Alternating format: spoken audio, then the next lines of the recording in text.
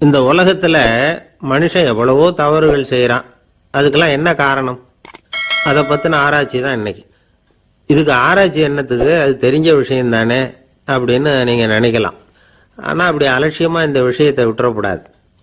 பொதுவா எல்லோரும் நினைக்கலாம் எது சரி எது தவறு அப்படின்னு தெரியாததுனால தான் மனுஷன் தப்பு பண்றான் அப்படின்னு. ஆனா அப்படி சொல்லிட முடியாது. மனுஷன் தெரிஞ்சே தான் தவறுகள் பண்றான். இப்போ உதாரணத்துக்கு ஒரு சாலையில இடது பக்கம் போக வேண்டிய ஒருத்தர் நடுக்கோட்டை தாண்டி வலது பக்கமா வண்டியை ஓடிட்டு போறாருன்னு வச்சுங்க. என்னப்பா இது தப்பு இல்லையா அப்படின்னு அவர்கிட்ட கேட்டா, அதெல்லாம் எனக்கு தெரியும், நீ உன் வேலையை பார்த்துட்டு போ அப்படிம்பார். வலது பக்கமா போறது தப்புன்னு தெரிஞ்சே தான் அவர் அப்படி செய்யறார், அப்படி போறார். பெரிய உத்தியோகத்தில் இருக்கிறவங்க கூட லஞ்சம் வாங்குறாங்க. அவங்களுக்கெல்லாம் லஞ்சம் வாங்குறது தப்புன்னு தெரியலன்னு அர்த்தம். திருடுறது தப்புன்னு தெரியாமலாம் மனுஷன் திருடுறான். நல்லாவே தெரியும். நீங்க வேணும்னா கேட்டு பாருங்க, வேற வழி இல்லை அதனால தான் திருடுறேன்பா.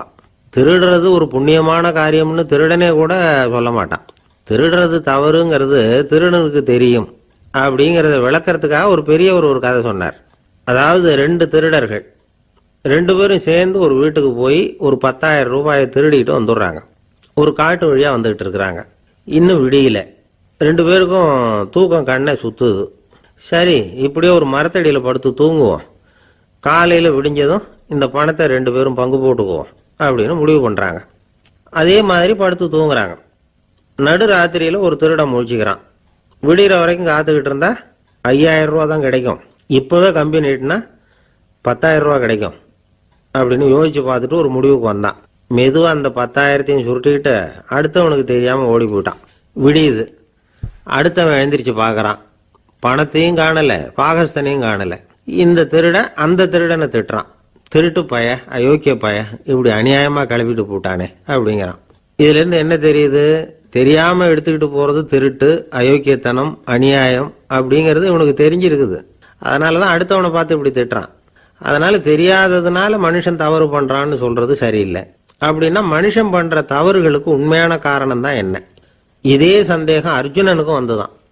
அதனாலதான் அவன் பகவானை பார்த்து கேட்கறான். மனுஷன் தன் விருப்பத்துக்கு விரோதமா ஏதோ ஒரு சக்தியினால பலாத்காரமா இழுக்கப்பட்டது மாதிரி பாவம் பண்றானே, அந்த சக்தி என்ன அப்படின்னு கேட்கறான். இதுக்கு பகவான் பதில் சொல்றார். காமமும் குரோதமும் தான் அந்த சக்திகள், அதாவது ஆசையும் சினமும்.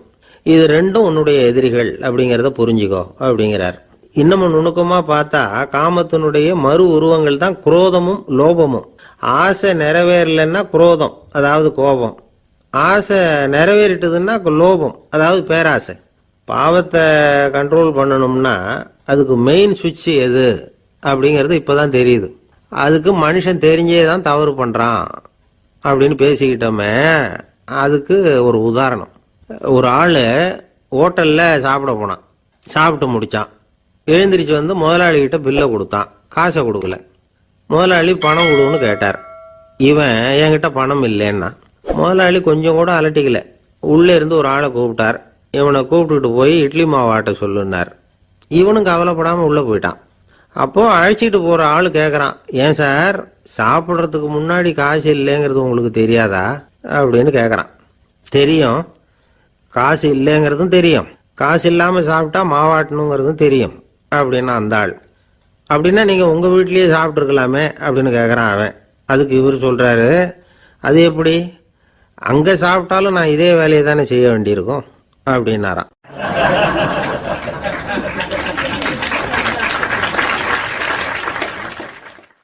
நம்மள மாதிரி ஒரு ஆசாமி அவன் நம்மள மாதிரியே கற்பனை பண்ணான். அதாவது நாம தான் இந்த உலகத்துல ரொம்பவும் கஷ்டப்படுறோம், மற்றவங்க எல்லாம் சந்தோஷமா இருக்கிறாங்க அப்படின்னு அவன் நினைச்சுக்கிட்டான். அவன் ஒரு நாள் கடவுளை வேண்டிக்கிட்டானான். சுவாமி, இந்த உலகத்துல எவ்வளவோ பேர் இருக்கிறாங்க, ஒவ்வொருத்தருக்கும் ஒவ்வொரு விதமான கஷ்டம் இருக்கலாம், ஒத்துக்கிறேன். இருந்தாலும் எனக்கு அது கொஞ்சம் அதிகமா இருக்கிறது மாதிரி தெரியுது. அதனால நீங்க எனக்காக ஒரு சின்ன உதவி செஞ்சா போதும். அது வேற ஒண்ணும் இல்லை, என்கிட்ட இருக்கிற துயரங்களை இன்னொருத்தர் யாருக்கிட்டையாவது கொடுத்துருங்க, அவர்கிட்ட இருக்கிற துயரங்களை என்கிட்ட மாத்தி கொடுத்துருங்க. ஒரு மியூச்சுவல் டிரான்ஸ்ஃபர், அவ்வளவுதான். அப்படி பண்ணிவிட்டா போதும் அப்படின்னு வேண்டிக்கிட்டானான். அன்னைக்கு ராத்திரியே அவன் ஒரு கனவு கண்டிருக்கான். வானத்திலிருந்து ஒரு குரல் கேட்டிருக்கு. அது என்ன சொல்லிச்சு தெரியுமா? ஏ ஜனங்களே, எல்லாரும் அவங்கவுங்க கஷ்டங்களை ஒரு பையில போட்டு எடுத்துக்குங்க. அப்படி எடுத்துக்கிட்டு நேராக இந்த ஊர் எல்லையில் இருக்கிற கோயிலுக்கு வந்து சேருங்க அப்படின்னு அந்த குரல். ஆஹா, கடவுள் நம்ம பிரார்த்தனைக்கு செவி சாய்ச்சுட்டார் அப்படின்னு சந்தோஷப்பட்டான் இவன். உடனே என்ன பண்ணான், தன்கிட்ட இருந்த கஷ்டத்தையெல்லாம் ஒரு சாக்கு பையில போட்டு எடுத்துக்கிட்டான். வீட்டை விட்டு வெளியில் வந்தான். தெருவில் இறங்கி நடக்கிறான். அங்கே பார்த்தா ஏகப்பட்ட பேர் ஆளுக்கு ஒரு பையை தூக்கிக்கிட்டு கோயிலுக்கு போய்கிட்டு இருக்கிறாங்க. சில பேர் மூட்டையாக கட்டி தலையில் சுமந்துக்கிட்டு போய்கிட்டு இருக்கிறாங்க. இவன் பார்த்தான். இவனுக்கு ரொம்ப ஆச்சரியமாக இருந்தது. ஏன்னா எல்லாரும் வச்சிருக்கிற பை இவன் பையை விட பெருசாக இருந்தது. இவன் பை தான் இருக்கிறதுலையே கொஞ்சம் சின்னதாக தெரிஞ்சுது. இப்போ அவன் மறுபடியும் சாமியை வேண்டிக்கிட்டான். கடவுளே, இப்போ உள்ள சூழ்நிலையை கவனிச்சா என்கிட்ட இருக்கிற பையே பரவாயில்லன்னு தோணுது. அதனால் வேற பை எதையும் மாற்ற வேணாம், இதுவே பரவாயில்ல, இந்த பையோட திரும்பி வீட்டுக்கு போனால் போதும்னு நினைக்கிறேன் அப்படின்னு எதோ நினைக்க ஆரம்பிச்சுட்டான் அவன். எல்லாரும் கோயிலுக்கு போய் சேர்ந்தாங்க. கோயிலில் அந்த குரல் மறுபடியும் கேட்டுது. எல்லாரும் அவங்கவுங்க பைகளை சுகத்தில் தொங்க விடுங்க. திடீர்னு விளக்குகள் அணையும், மணி அடிக்கப்படும், அதுதான் அடையாளம். அந்த சமயத்தில் இருட்டில் உங்களுக்கு வேண்டிய பையை நீங்கள் மாற்றி எடுத்துக்கலாம், தேர்ந்தெடுத்துக்கலாம். வெளிச்சம் இருக்கிறப்பவே உங்களுக்கு பிடிச்ச பைக்கு பக்கமாக பார்த்து நீங்கள் நின்றுக்கலாம் அப்படின்னு சொல்லி விவரம் சொல்லிச்சான் அந்த குரல். அப்படி சொன்னதுக்கு அப்புறம் திடீர்னு விளக்கு அணைஞ்சுது, மணி அடிச்சுது. கொஞ்ச நேரம் கழித்து மறுபடியும் விளக்குகள்லாம் எரிஞ்சுது. இப்போ பார்த்தா எல்லாரும் அவங்கவுங்க பையையே கெட்டியாக பிடிச்சிட்டு நிற்கிறாங்க. இவனும் அப்படியே நிற்கிறான். இவன் மெதுவாக பக்கத்தில் நிற்கிறவங்ககிட்ட கேட்டானா, ஏன் நீங்கள் பையை கையிலேயே வச்சுருக்கிறீங்க, செவுத்தில் மாட்டலையா அப்படின்னு கேட்டிருக்கான். இல்லைப்பா, நீ ஏன் கையிலேயே வச்சிருக்கிறியோ அதே காரணத்துக்காக தான் நாங்களும் வச்சிருக்கிறோம்.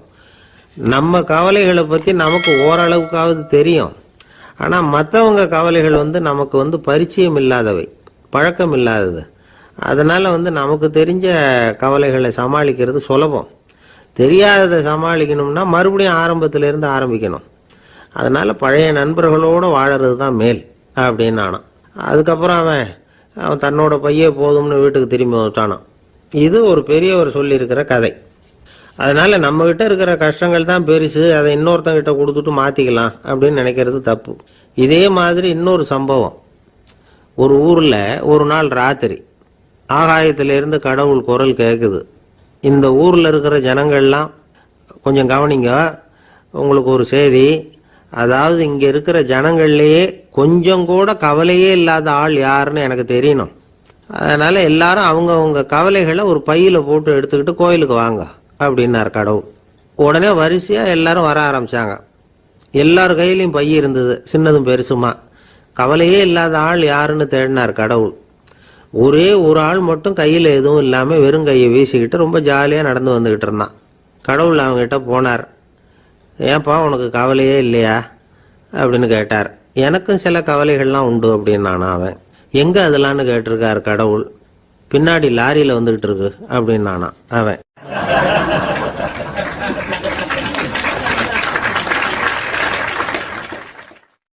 சங்கீத வித்வான்களில் பல வகை உண்டு. சில குறிப்பிட்ட ராகங்களை பாடுறதுல அவங்களுக்கு பெருமை வர்றது உண்டு. ஆனால் ஒருத்தர் இருந்தார், அவரால் ஒரு ராகத்துக்கே பெருமை வந்தது. அந்த ராகத்தை அவர் வாசித்து கேட்கணும் அப்படின்னு சொல்லுவாங்க. அது என்ன ராகம்னா தோடி ராகம். சரி, அந்த வித்வான் யாருன்னா அவர் தான் திருவாவடுதுறை ராஜரத்னம் பிள்ளை. பேராசிரியர் கல்கி ஒரு சமயம் தம்முடைய பத்திரிகையில் எழுதினாராம். அதை அப்படியே படிக்கிறேன் கேளுங்களேன். ஆஹா, ஸ்ரீ ராஜரத்னம் பிள்ளையின் தோடி ஆலாபனையை முதலில் கேட்டபோது அவருடைய கற்பனையை விட்டு தள்ளுங்கள். நம்முடைய மனதில் என்னென்ன இன்பமயமான கற்பனைகள் எல்லாம் உதித்தன. குழந்தை தாயிடம் கொஞ்சம் குரலை கேட்டோம், அன்னை குழந்தையிடம் கொஞ்சம் குரலை கேட்டோம், ரதியும் மன்மதனும் பேசிக்கொண்ட காதல் மொழிகளை கேட்டோம், முருகன் சிவபெருமான் செவிகுளிர மொழிந்த உபதேசத்தை கேட்டோம், கலைமகள் கவிஞனுக்கு அருளிய ஆசி மொழிகளை கேட்டோம், நாரத முனிவருடைய தம்பூரா சுருதியை கேட்டோம், ராவணன் தன் எலும்பை ஒடித்து வீணையாகச் செய்து வாசித்த கானத்தை கேட்டோம், கானப்பறவைகளின் கலகல ஒலியை கேட்டோம், கோலக்குயில்களின் குரல் இனிமையை கேட்டோம்.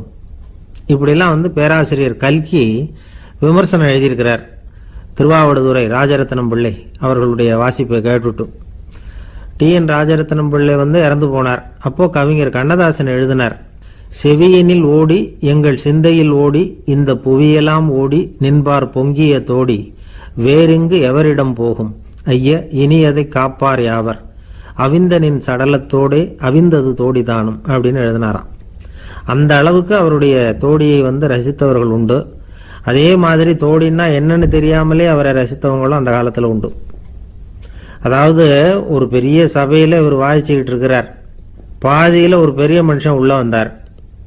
அவர் உடம்புல பட்டு வேஷ்டி, ஜருகை, அங்கவஸ்திரம், வாயில் வெத்தலை, வாசனை புகையில, காதில் வைரக்கடுக்கன், கழுத்தில் தங்க சங்கிலி, கை விரல் பூரா மோதிரம், கையில் ஒரு வெள்ளி வெத்தலை புட்டி, உதவிக்கு 2 பேர் பக்கத்தில். இவ்வளவு பந்தாவோட வரார் கச்சேரி கேட்கறதுக்கு. இப்படி வந்தவர் முதல் வரிசையில் உட்கார்ந்தார். வித்வான் வாசித்து முடித்ததும் இவர் அவரை பார்த்து, ஐயா நீங்கள் தோடி வாசிக்கிறதுல ரொம்ப கெட்டிக்காரர்னு கேள்விப்பட்டிருக்கேன், அதை கேட்கறதுக்காக தான் மெனக்கிட்டு வந்திருக்கிறேன், அதை வாசிங்களேன் அப்படின்னாராம். இந்த பெரியவர் ராஜரத்னம் பிள்ளைக்கு ஒன்றும் புரியல. ஏன்னா இது வரைக்கும் அவர் வாசிச்சுக்கிட்டு இருந்ததே அந்த தோடி ராகத்தை தான். அதை வாசித்து முடித்ததும் அதை வாசிங்களேன்னு இவர் கேட்குறார். அப்படின்னா இவரோட ஞானம் எப்படிப்பட்டது? இவ்வளவும் கேட்டுட்டு இப்படி கேட்குறாரே அப்படின்னு அவர் யோசிச்சிருக்கிறார் ராஜரத்னம் பிள்ளை. உடனே என்ன பண்ணார் தெரியுமா?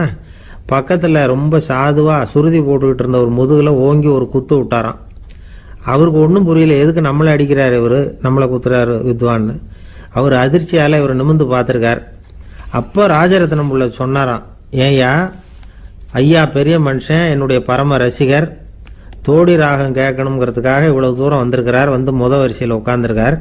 நீ இந்த சமயம் பார்த்து தோடி ராகம் வாசிக்கிற நாதஸ்வரத்தை வீட்டில் வச்சுட்டு வந்துட்டியே, இப்போ ஐயாவுக்காக அந்த ராகத்தை நான் எப்படி வாசிக்கிறது அப்படின்னு சொல்லிவிட்டு மறுபடியும் முதுகில் ஒரு அடி கொடுத்தாராம். அடி வாங்கினவருக்கே சிரிப்பு அடக்க முடியலையா.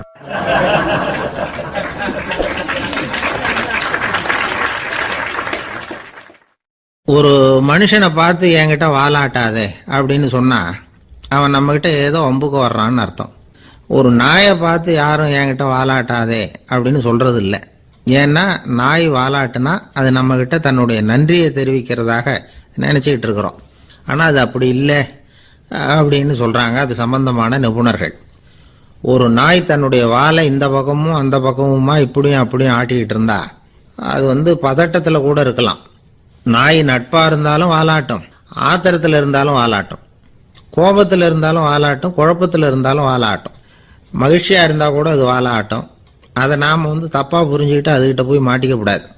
நாயை பத்தி எனக்கு நல்லா தெரியும் அப்படின்னு சொல்றவங்க கூட அதுகிட்ட கடி வாங்கிட்டு நிக்கிறது உண்டு.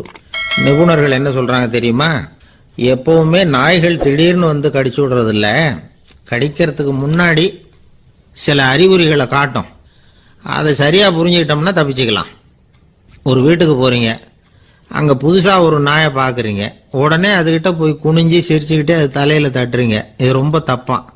ஒரு நாய் இன்னொரு நாயை நேருக்கு நேரு பார்த்து பல்ல காட்டுனா அது தன்னுடைய தன்முனைப்பை காட்டுதுன்னு அர்த்தமா.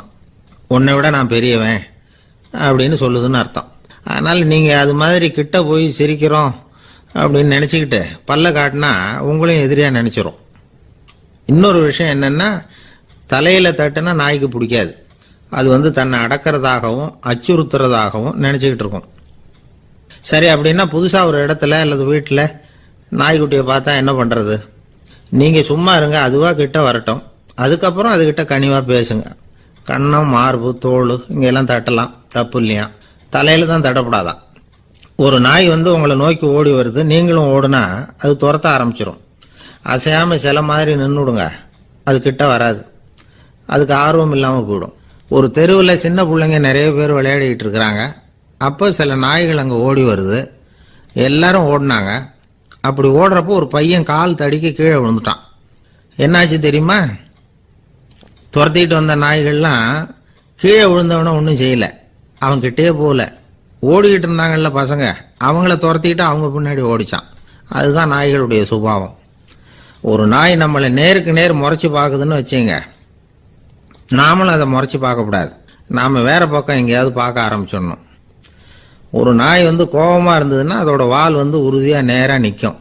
ஒரு நாய் பணிந்து போனா அல்லது பயந்து போனா அது தன்னோட வாலை காலுக்கு நடுவில் வச்சுக்கும். ஒரு நாய் நம்மளை பார்த்து பயந்து நிக்குதுன்னு வச்சுங்க, அதனால நமக்கு ஆபத்து இல்லைன்னு நினைச்சிடக்கூடாது. உங்களை பார்த்துட்டு ஒரு நாய் ஒடுங்குச்சுன்னா நீங்க விலகி போயிடணும் அப்படின்னு அது நினைக்குது. நிறைய பேர் பயந்து போன நாயால கடிபடுறாங்க.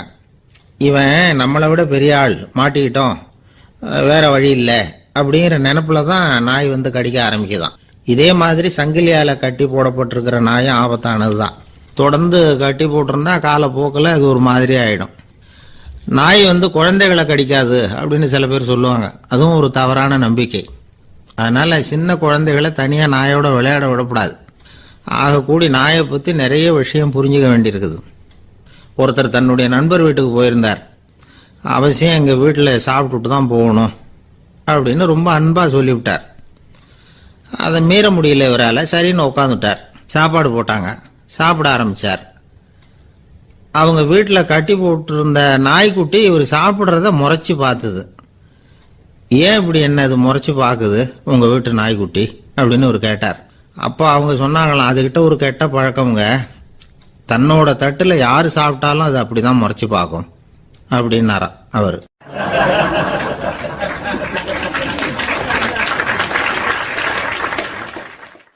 அசோக மன்னர் வந்துகிட்டு இருக்கார். அவருடைய ஆலோசகர்கள் எல்லாம் பக்கத்தில் வந்துகிட்டு இருக்கிறாங்க. அந்த சமயத்தில் எதிரில் ஒரு புத்த பிக்ஷு வர்றார். அசோகர் பார்க்குறார். ஓடி போய் அவர் காலில் விழுந்து வணங்குறார். அசோக மன்னரின் தலை அந்த புத்த துறவியின் பாதத்தில் பட்டுக்கிட்டு இருக்கு. பக்கத்தில் நின்றுகிட்டு இருந்த அமைச்சருக்கு இது ரொம்ப சங்கடமாக போச்சு. ரொம்ப வருத்தப்பட்டார். நம்ம அசோக சக்கரவர்த்தி எப்பேற்பட்டவர், அவரோட தலை ஒரு சன்னியாசியின் பாதத்தில் படுறதா அப்படின்னு நினைச்சு ரொம்ப கவலைப்பட்டார். அரண்மனைக்கு திரும்பினதும் அமைச்சர் மெதுவாக ஆரம்பிச்சார். அரசே, எனக்கு ரொம்ப வருத்தமாக இருக்குது அப்படின்னார். எதுக்குன்னார் மன்னர். அசோக சக்கரவர்த்தியின் தலை, அதாவது அந்த சிரம், ரொம்ப மதிப்புமிக்க ஒன்று. அது வந்து ஒரு சன்னியாசியின் காலில் படலாமா அப்படின்னார். அசோகர் பதில் சொல்லலை, சிரிச்சார், போயிட்டார். அதுக்கப்புறம் ஒரு சரியான சந்தர்ப்பத்துக்காக காத்துக்கிட்டு இருந்தார். ஒரு நாள் அமைச்சரை கூப்பிட்டார். எனக்கு 3 தலைகள் வேணும் அப்படின்னார். சொல்லுங்க, கொண்டுகிட்டு வரேன் அப்படின்னார் அமைச்சர். அசோகர் சொன்னார், முதல்ல எனக்கு தேவையானது ஒரு ஆட்டின் தலை, 2வது ஒரு புலியின் தலை, 3வது ஒரு மனிதனின் தலை. இதுதான் அசோகர் கேட்டது. எங்க இருந்தாலும் கொண்டு வாங்கன்னார். அமைச்சர் புறப்பட்டார். ஆட்டுத்தலை, புலித்தலை கிடைச்சிட்டுது. அப்புறமா ஒரு சுடுகாட்டுக்கு போய் ஒரு மனித தலையும் சேகரம் பண்ணிட்டு ராஜா கிட்ட வந்துட்டார். அரசே, உங்கள் ஆணைப்படி 3 தலைகளையும் கொண்டு வந்திருக்கிறேன்னார். அசோகர் பார்த்தார். ரொம்ப நல்லது, இப்போ இது 3ஐயும் எடுத்துக்கிட்டு போய் சந்தையில் வித்துட்டு வாங்க அப்படின்னார். அமைச்சர் அதுகளை எடுத்துக்கிட்டு சந்தைக்கு போனார். முதல்ல ஆட்டுத்தலை நல்ல விலைக்கு விற்று போச்சு. அது நல்ல விலை கொடுத்து வாங்கிட்டு போட்டாங்க. அடுத்தபடியாக புலி தலையை ஒருத்தர் வாங்கிட்டார். அதை பாடம் பண்ணி வீட்டில் மாட்டி வைக்கலாமே அப்படின்னு நினச்சி அதையும் வாங்கிட்டு போட்டார். மனித தலையை மட்டும் வாங்கிறதுக்கு யாரும் முன் வரலை. எல்லாரும் அதை பார்த்துட்டு விலகி போக ஆரம்பித்தாங்க. அமைச்சர் திரும்பி வந்தார். அரசே, இந்த தலையை மட்டும் யாரும் வாங்க மாட்டேங்கிறாங்க அப்படின்னார்.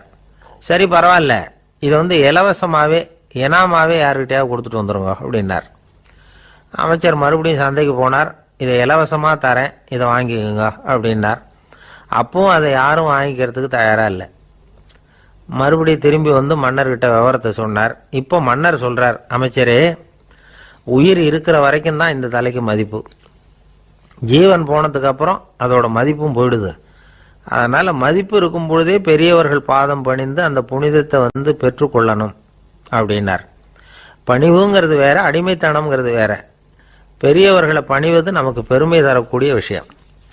இதை வந்து மனசில் வச்சுக்கிட்டு எப்போ காலில் விழணும், எப்போ காலில் விழக்கூடாது அப்படிங்கிறத முடிவு பண்ணிக்கணும். ஒரு சாதாரண ஆள் நடந்து வந்துக்கிட்டு இருந்தார். எதிரில் வந்த ஒரு பெரிய மனுஷன் ஓடி போய் அவர் காலில் விழுந்து தன்னுடைய தலையை அவர் பாதத்தில் கொண்டு போய் வச்சார். கொஞ்ச நேரம் கழித்து எழுந்திரிச்சு வந்துட்டார். வந்த பிறகு இவரை கேட்டேன், ஏன் திடீர்னு ஓடி போய் அந்த ஆளு காலில் விழுந்தீங்க அப்படின்னு. அவர் போட்டிருக்கிறது என்னோட காணாம போன செருப்பான்னு கண்டுபிடிக்கிறதுக்காக அப்படி விழுந்தேன் அப்படின்னார்.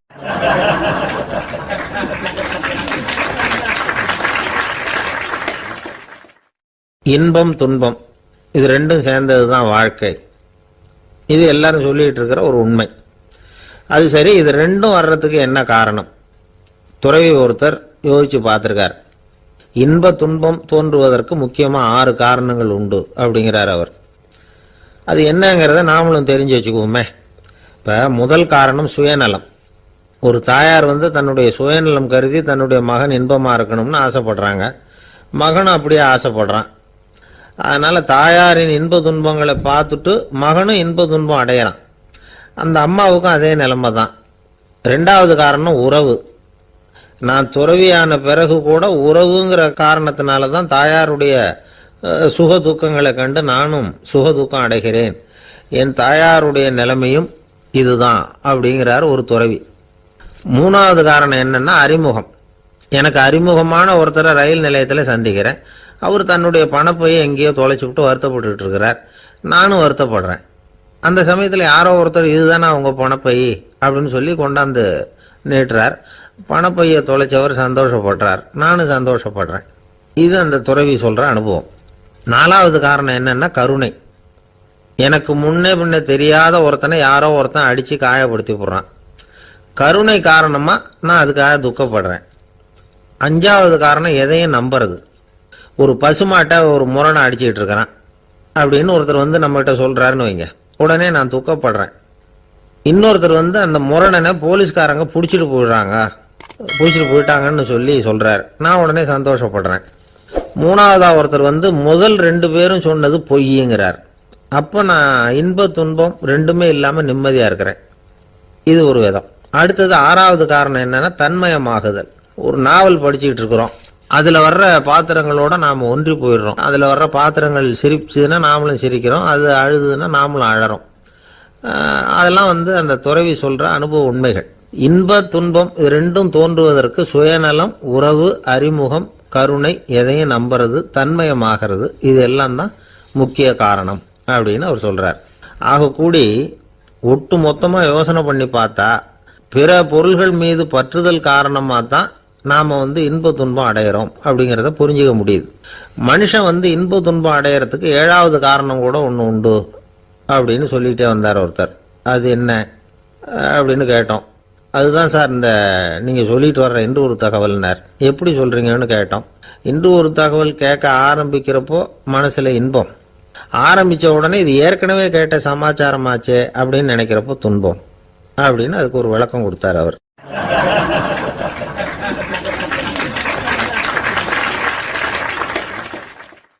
கடற்கரை ஓரமா ஒரு பெரியவர் கையால மணலை கீறிக்கிட்டே உட்காந்துருக்கிறார். என்னத்தையும் தேடிட்டு இருக்கிறது மாதிரி தெரிஞ்சுது. மெதுவா கிட்டத்துல போய் என்னத்தை தேடிட்டு இருக்கிறீங்க அப்படின்னு கேட்டோம். அவரு சாவகாசமா நிமிந்து பார்த்து நிம்மதியை தேடிட்டு இருக்கிறேன்னார். நாங்க ஒரு மாதிரி ஆயிட்டோம். இருந்தாலும் சமாளிச்சுக்கிட்டு, சார் மணல்ல கிழிஞ்சல் தான் கிடைக்கும், நிம்மதி கிடைக்காது அப்படின்னோம். சரி, இன்னைக்கு வசமா நம்ம கிட்ட ஒரு ஆள் மாட்டிக்கிட்டார் அப்படின்னு நினைச்சு அவர் பக்கமா போய் உட்காந்துக்கிட்டு கதை சொல்ல ஆரம்பிச்சிட்டோம். ஒரு பெரிய மன்னர் இருந்தார். அவருக்கு எல்லா வசதியும் இருந்தது. இருந்தாலும் ஒரே ஒரு குறை. அது என்னன்னா நிம்மதி இல்லைங்கிற குறை. அரண்மனையில தினமும் கலை நிகழ்ச்சி, நாட்டியம் எல்லாம் நடந்துகிட்டு தான் இருந்தது. இருந்தாலும் நிம்மதி இல்லை. சரி, நிம்மதி எங்க கிடைக்கும் அப்படின்னு தேட ஆரம்பிச்சார். உடனே அதுக்கான முயற்சிகள்ல தீவிரமா இறங்கினார். நாட்டில் உள்ள தத்துவ மேதைகளை எல்லாம் கூப்பிட்டுட்டு வர சொன்னார். எல்லாரும் சேர்ந்தாங்க. அவங்கள பார்த்து நிம்மதி எங்க இருக்குது அப்படின்னு விசாரிச்சார். அவங்களுக்கு அது தெரிஞ்சா ஏன் இப்படி ராஜா முன்னாடி நின்றுட்டு இருக்க போறாங்க? ராஜாவோட கேள்விக்கு ஒவ்வொருத்தரும் ஒவ்வொரு மாதிரி விளக்கம் கொடுக்க ஆரம்பிச்சிட்டாங்க. எந்த பதிலும் ராஜாவுக்கு திருப்தி அளிக்கக்கூடிய அளவுக்கு இல்லை. சரி, போயிட்டு வாங்கன்னு சொல்லி அவங்களெல்லாம் அனுப்பி வச்சுட்டார். ஒரு நாள் அவர் மாளிகையில உப்பருகையில நின்றுட்டு இருக்கிறார். அந்த சமயத்துல தெருவில் ஒரு பிச்சைக்காரன் ரொம்ப உல்லாசமா பாட்டு பாடிக்கிட்டே போய்கிட்டு இருக்கிறான். குரல்ல ஒரு சந்தோஷம், நடையில ஒரு மிடுக்கு. அவங்ககிட்ட கொஞ்சம் கூட கவலை இருக்கிறதா தெரியல. உடனே ராஜா இதை பார்த்தார். ஏவலாளிகளை கைதட்டி கூப்பிட்டார். உடனே ஓடி போய் அந்த பிச்சைக்காரனை இங்க அழைச்சிட்டு வாங்கன்னு உத்தரவு போட்டார். இவங்க உடனே ஓடி போய் அவனை கூப்பிட்டாங்க. அரண்மனைக்கு வாழ்ந்தாங்க. அவன் வரல. அரண்மனைக்குள்ள அடி எடுத்து வைக்க மாட்டேன்னு சொல்லிவிட்டான். ராஜா கிட்ட விஷயத்தை சொன்னாங்க. அவருக்கு ரொம்ப ஆச்சரியம், இப்படி ஒரு ஆள் இருக்கிறானா அப்படின்னு. சரி, அவன் என்னதான் சொல்றான் அப்படின்னு விசாரிச்சார். இவங்க மறுபடியும் தெருவுக்கு போய் கேட்டாங்க. என்னை பார்க்கணும்னா ராஜா விருப்பப்பட்டாருன்னா அவரை வேணும்னா இங்கே வர சொல்லுங்க அப்படின்னு சொல்லிவிட்டான். அதை ராஜா கிட்ட சொன்னாங்க. அவருக்கு கோபம் வரல. இவ்வளவு சுதந்திர உணர்வோடு இருக்கிறவன் சாதாரண ஆளா இருக்க முடியாது அப்படின்னு நினைச்சார். உடனே கிடுகிடுன்னு இறங்கி தெருவுக்கு வந்தார். பிச்சைக்காரங்கிட்ட போனார். நீ கவலைப்படாம சந்தோஷமா பாடிக்கிட்டு போறியே, அது எப்படி முடியுது உன்னால அப்படின்னு கேட்டார். ஏன் அப்படி கேட்குறீங்கன்னு அவன், அதுக்கு இல்லை, எனக்கு அரண்மனையில் எவ்வளவோ சுகபோகங்கள்லாம் இருக்கு, இருந்தாலும் நிம்மதி இல்லை. இது ஏன்னு எனக்கு தெரியல. இந்த தேசத்தில் உள்ள அறிஞர்களை எல்லாம் கூப்பிட்டு கேட்டு பார்த்துட்டேன், அவங்களுக்கும் தெரியல. உன்னை கேட்டால் தெரியும்னு நினைச்சேன், அதனால தான் சந்திக்கிறதுக்கு ஆசைப்பட்டேன். ஆனால் நீ வரமாட்டேன்னு விட்டியே அப்படின்னார். பிச்சைக்காரன் கடகடன்னு சிரிக்க ஆரம்பிச்சுட்டான். மகிழ்ச்சிக்கும் உங்களுக்கும் தடையா இருக்கிறது இந்த மாளிகை தான். இதை விட்டுட்டு வெளியில வந்துட்டா நிம்மதி தேடிட்டு வந்துடும்னா. நான் அரசன், எனக்குன்னு கடமைகள் இருக்கு, அதையெல்லாம் விட்டுட்டு எப்படி வர முடியும்னார் ராஜா. ரெண்டும் ஒரே நேரத்தில் கிடைக்கணுங்கிறது முடியாத காரியம். உங்க சுகபோகத்துக்கு விலையாதான் உங்க நிம்மதியை கொடுத்துக்கிட்டு இருக்கிறீங்க. என்ன பாருங்க, என்கிட்ட எதுவும் இல்லை, அதனால எதுவும் போயிடுமோங்கிற பயமும் இல்லை, நிம்மதியா இருக்கிறேன் அப்படின்னா அவன். ராஜா உடனே சந்தோஷப்பட்டு தன்னுடைய மேலங்கியை எடுத்து அவனுக்கு பரிசா கொடுத்தாரான். அவன் சிரிச்சுக்கிட்டே அதை வாங்க மாட்டேன்னு விட்டானான். இதை நீங்க எனக்கு கொடுக்கறதுனால எந்த பயனும் இல்லை, அதே நேரத்தில் அதை வாங்கிக்கிட்டேன்னா அடுத்த வினாடியிலிருந்து அதை எப்படி காப்பாத்துறதுங்கிற கவலை எனக்கு வந்து சேர்ந்துடும், அப்புறம் தூக்கம் வராது, நிம்மதி போயிடும் அப்படின்னானா. சொல்லிவிட்டு அவன் பாட்டுக்கு சந்தோஷமா பாடிக்கிட்டே போயிட்டான். நிம்மதி எங்க இருக்குங்கிறதையும் ராஜா தெரிஞ்சுக்கிட்டார். அந்த இடத்துக்கு தன்னால போக முடியாதுங்கிறதையும் அவர் புரிஞ்சுக்கிட்டார். இப்படி இந்த கதையை அந்த கடற்கரையில மணலை கீறிக்கிட்டே உட்காந்துருந்தார அந்த பெரியவர்கிட்ட சொல்லி முடிச்சோம். அவர் முகத்துல ஒரு தெளிவு தெரிஞ்சது. எங்களை நிமிர்ந்து பார்த்தார். ரொம்ப நன்றிங்க, இப்ப எனக்கு தெரிஞ்சு போச்சு, நிம்மதி வேணும்னா அதுக்கு என்ன பண்ணணும்னு இப்ப நல்லா புரிஞ்சுக்கிட்டேன் அப்படின்னார். என்ன புரிஞ்சுக்கிட்டீங்கன்னு கேட்டோம். இனிமே இந்த பக்கம் வந்தா உங்க கண்ணுல படாத இடமா பார்த்து உட்காரணும்னு புரிஞ்சுக்கிட்டேன் அப்படின்னார்.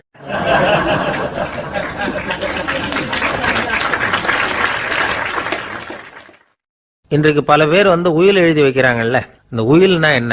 அதாவது ஒரு நபர் தனக்கு பின்னாடி தன்னுடைய சொத்துக்கள் யாருக்கு போய் சேரணும்னு நினைக்கிறாரோ அந்த நினைப்பை சட்டப்படி உறுதிப்படுத்துறது தான் உயில்.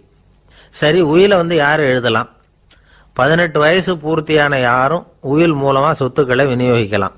கண் பார்வை இல்லாதவங்க, காது கேளாதவங்க, வாய் பேச முடியாதவங்க, இவங்கெல்லாம் கூட உயில் எழுதி வைக்கலாம். புத்தி சுவாதீனம் இல்லாதவங்க கூட சில சமயம் புத்தி தெளிவா இருந்தா உயில் எழுதலாமா. குடிபோதையில் இருக்கிறவங்க, தாங்கள் என்ன செய்யறோங்கிறது தெளிவா அறிய முடியாதவங்க, நோய் நொடியில் இருக்கிறவங்க, இவங்கெல்லாம் உயில் எழுத முடியாது. ஒருத்தரை நிர்பந்தப்படுத்தி ஏமாத்தி அல்லது சுய நினைவில்லாத ஒருத்தர்கிட்ட எழுதி வாங்கி வைக்கிற உயில் செல்லாது. உயிலை இந்த முறையில தான், இந்த படிவத்துல தான் எழுதணும்னு சட்டத்துல விதி எதுவும் கிடையாது. இதுக்கு முத்திரை கட்டணமும் கிடையாது. உயிலை வெற்று காகிதத்துல எழுதலாம். அச்சடிக்கணும், டைப் அடிக்கணுங்கிற அவசியம் கூட இல்லை. கையாலேயே கூட எழுதலாம். எழுதி இருக்கிறது புரியணும், அவ்வளவுதான். குறைந்தபட்சம் 2 சாட்சிகளை வச்சுக்கிட்டு உயில் எழுதுறவர் அதுல கையெழுத்து போடணும். கையெழுத்து போட தெரியாதுன்னா இடது கை பெருவிரல் ரேகை வைக்கலாம். உயில் சாசனத்துக்கு சாட்சிகள் கையெழுத்து இல்லைன்னாலும் அது செல்லாது. அப்புறம் பிரிவிலேஜ்டு வில் அப்படின்னு இருக்கு, அதுக்கு மட்டும் சாட்சிகள் தேவையில்லை. அது என்னன்னா, இந்த விமானப்படை, கப்பல் படை அல்லது யுத்தத்தில் பணிபுரியும் நபர்கள் அவங்கெல்லாம் இருக்கிறாங்க இல்லையா, அப்படிப்பட்டவங்க எழுதுற உயில் அது. அதுக்கு சில விசேஷ சலுகைகள் உண்டு. ஒருத்தர் முதல்ல ஒரு உயில் எழுதி வைக்கிறார், அதுக்கப்புறம் மனசு மாறி போகுது, அது வேணாம்னு நினைக்கிறார், ரத்து செஞ்சுடலாம். அதுக்கப்புறம் வேற உயிலும் எழுதலாம். உயிரோடு இருக்கிற வரைக்கும் எத்தனை தடவை வேணும்னாலும் உயில் எழுதலாம். கடைசியா எழுதப்பட்ட உயில் சட்டப்படி சரியா இருந்தா அதுதான் அமலுக்கு வரும். சரி, எழுதுற உயில ரகசியமா வச்சிருக்கிறது எப்படி? இது ஒரு கேள்வி. இதுக்கு என்ன செய்யணும்னா, ஒருத்தர் உயில எழுதினதுக்கு அப்புறம் அவர் தானாவோ அல்லது அங்கீகரிக்கப்பட்ட முகவர் மூலமாகவோ, அதாவது ஒரு ஏஜென்ட் மூலமாகவோ, ஒரு கவரில் போட்டு சீல் வச்சு கவர் மேலே தன்னுடைய பெயரை எழுதி அல்லது அந்த ஏஜென்ட் பெயரை எழுதி கவர் மேலே என்ன அடக்கம் செய்யப்பட்டிருக்கு, உள்ள என்ன இருக்கு அப்படிங்கிற விவரம்லாம் எழுதி சார் பதிவாளர்கிட்ட ஒப்படைக்கலாம். இதுக்கு கட்டணம் உண்டு. அதுக்கப்புறம் எப்போ தேவைப்படுதோ அப்போ ஒரு மனு கொடுத்து அந்த கவரை திரும்ப வாங்கிக்கலாம். இப்போ எழுதுற உயில இவ்வளவு நாளுக்குள்ள பதிவு செய்யணுங்கிற கால வரையறை உண்டா அப்படின்னு ஒரு கேள்வி வரலாம் இல்லையா? எப்போ வேணும்னாலும் பதிவு செய்யலாம். நம்மால் ஒருத்தர் ஒரு நாள் ரொம்ப அவசரமா வந்தார். இந்த உயில் எழுதுறது சம்பந்தமா பூரா விவரமா எனக்கு உடனே தெரியணும்னார். நான் உடனே அவரை வக்கீல் ஒருத்தர்கிட்ட அழைச்சிட்டு போனேன். இவர் அவர்கிட்ட எல்லா விவரமும் கேட்டு தெரிஞ்சுக்கிட்டார். ரொம்ப தேங்க்ஸ்ன்னு சொல்லிவிட்டு 2 பேரும் வெளியில வந்தோம். அதுக்கப்புறம் இவர்கிட்ட கேட்டேன், ஆமா இவ்வளவு விவரமா கேட்குறீங்களே, உங்களுக்கு எத்தனை பிள்ளைங்க சார் அப்படின்னு கேட்டேன். 6 பேர் சார் அப்படின்னார். சரி, இருக்கிற சொத்து எவ்வளவுன்னு கேட்டேன். அதை இனிமே தான் சம்பாதிக்க போறேன் அப்படின்னார்.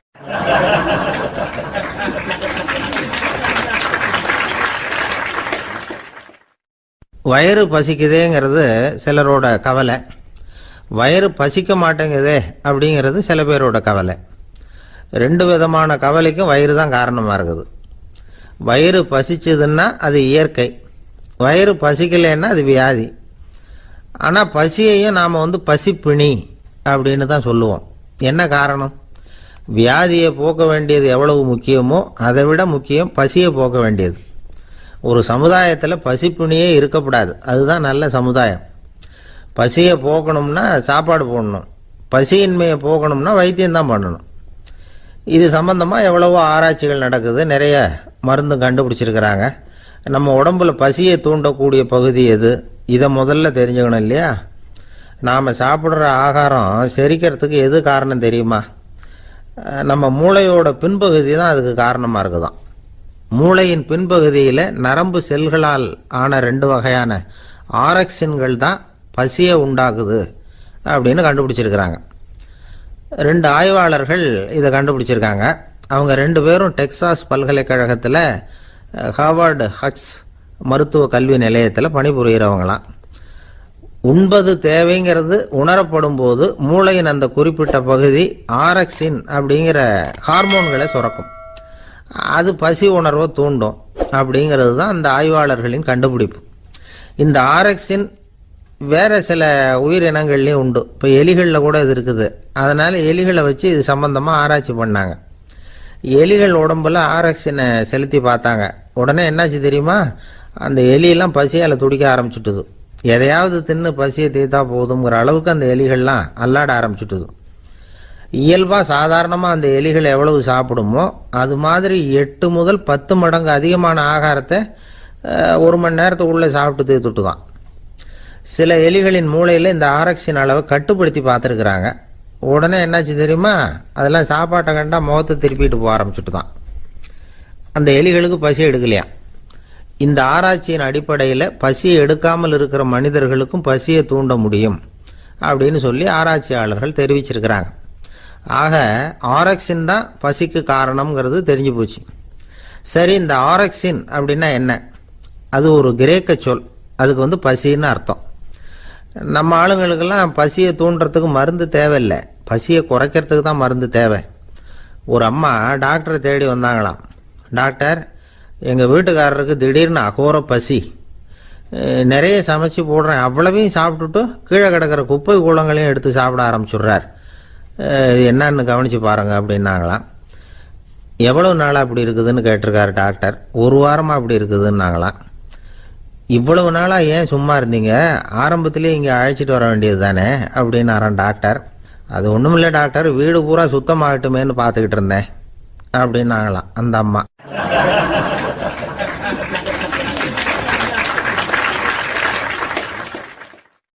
உங்க மேல எனக்கு அளவு கடந்த அன்பு அப்படின்னு யாராவது சொன்னா அதை அலட்சியமா நினைச்சிடக்கூடாது.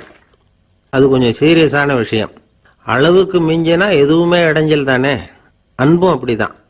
அன்பு அதிகமா இருந்தா அது எப்படி கெடுதல் பண்ணும் அப்படிங்கிற சந்தேகம் உங்களுக்கு வரலாம். தசரதன் கதை என்னாச்சு? கைகேயி மேல வச்சு அளவு கடந்த அன்பு ராமன் காட்டுக்கு போறாப்புல ஆயிட்டுதுல்ல. தசரதன் எப்பேற்பட்ட அரசன். விஸ்வாமித்திரர் சொல்றார், என்ன மாதிரி முனிவர்களுக்கும் தேவர்களுக்கும் ஏதாவது கஷ்டம் வந்தா முதல்ல முருகன் கிட்ட போவோம், அப்புறம் பரமசிவனை போய் பார்ப்போம், அதுக்கப்புறம் திருமால் கிட்ட போவோம், அப்புறம் பிரம்மன் இந்திரன் இவங்களையெல்லாம் போய் பார்ப்போம், இவங்களால எல்லாம் முடியலன்னா கடைசியில் அயோத்திக்கு வருவோங்கிறார். உன்னை விட்டா வேற கதி உண்டோ அப்படின்னு தசரதனை பார்த்து விஸ்வாமித்திரரே சொல்றார். அப்பேற்பட்ட அரசன் தசரதன் கைகேயி காலில் விழறான்.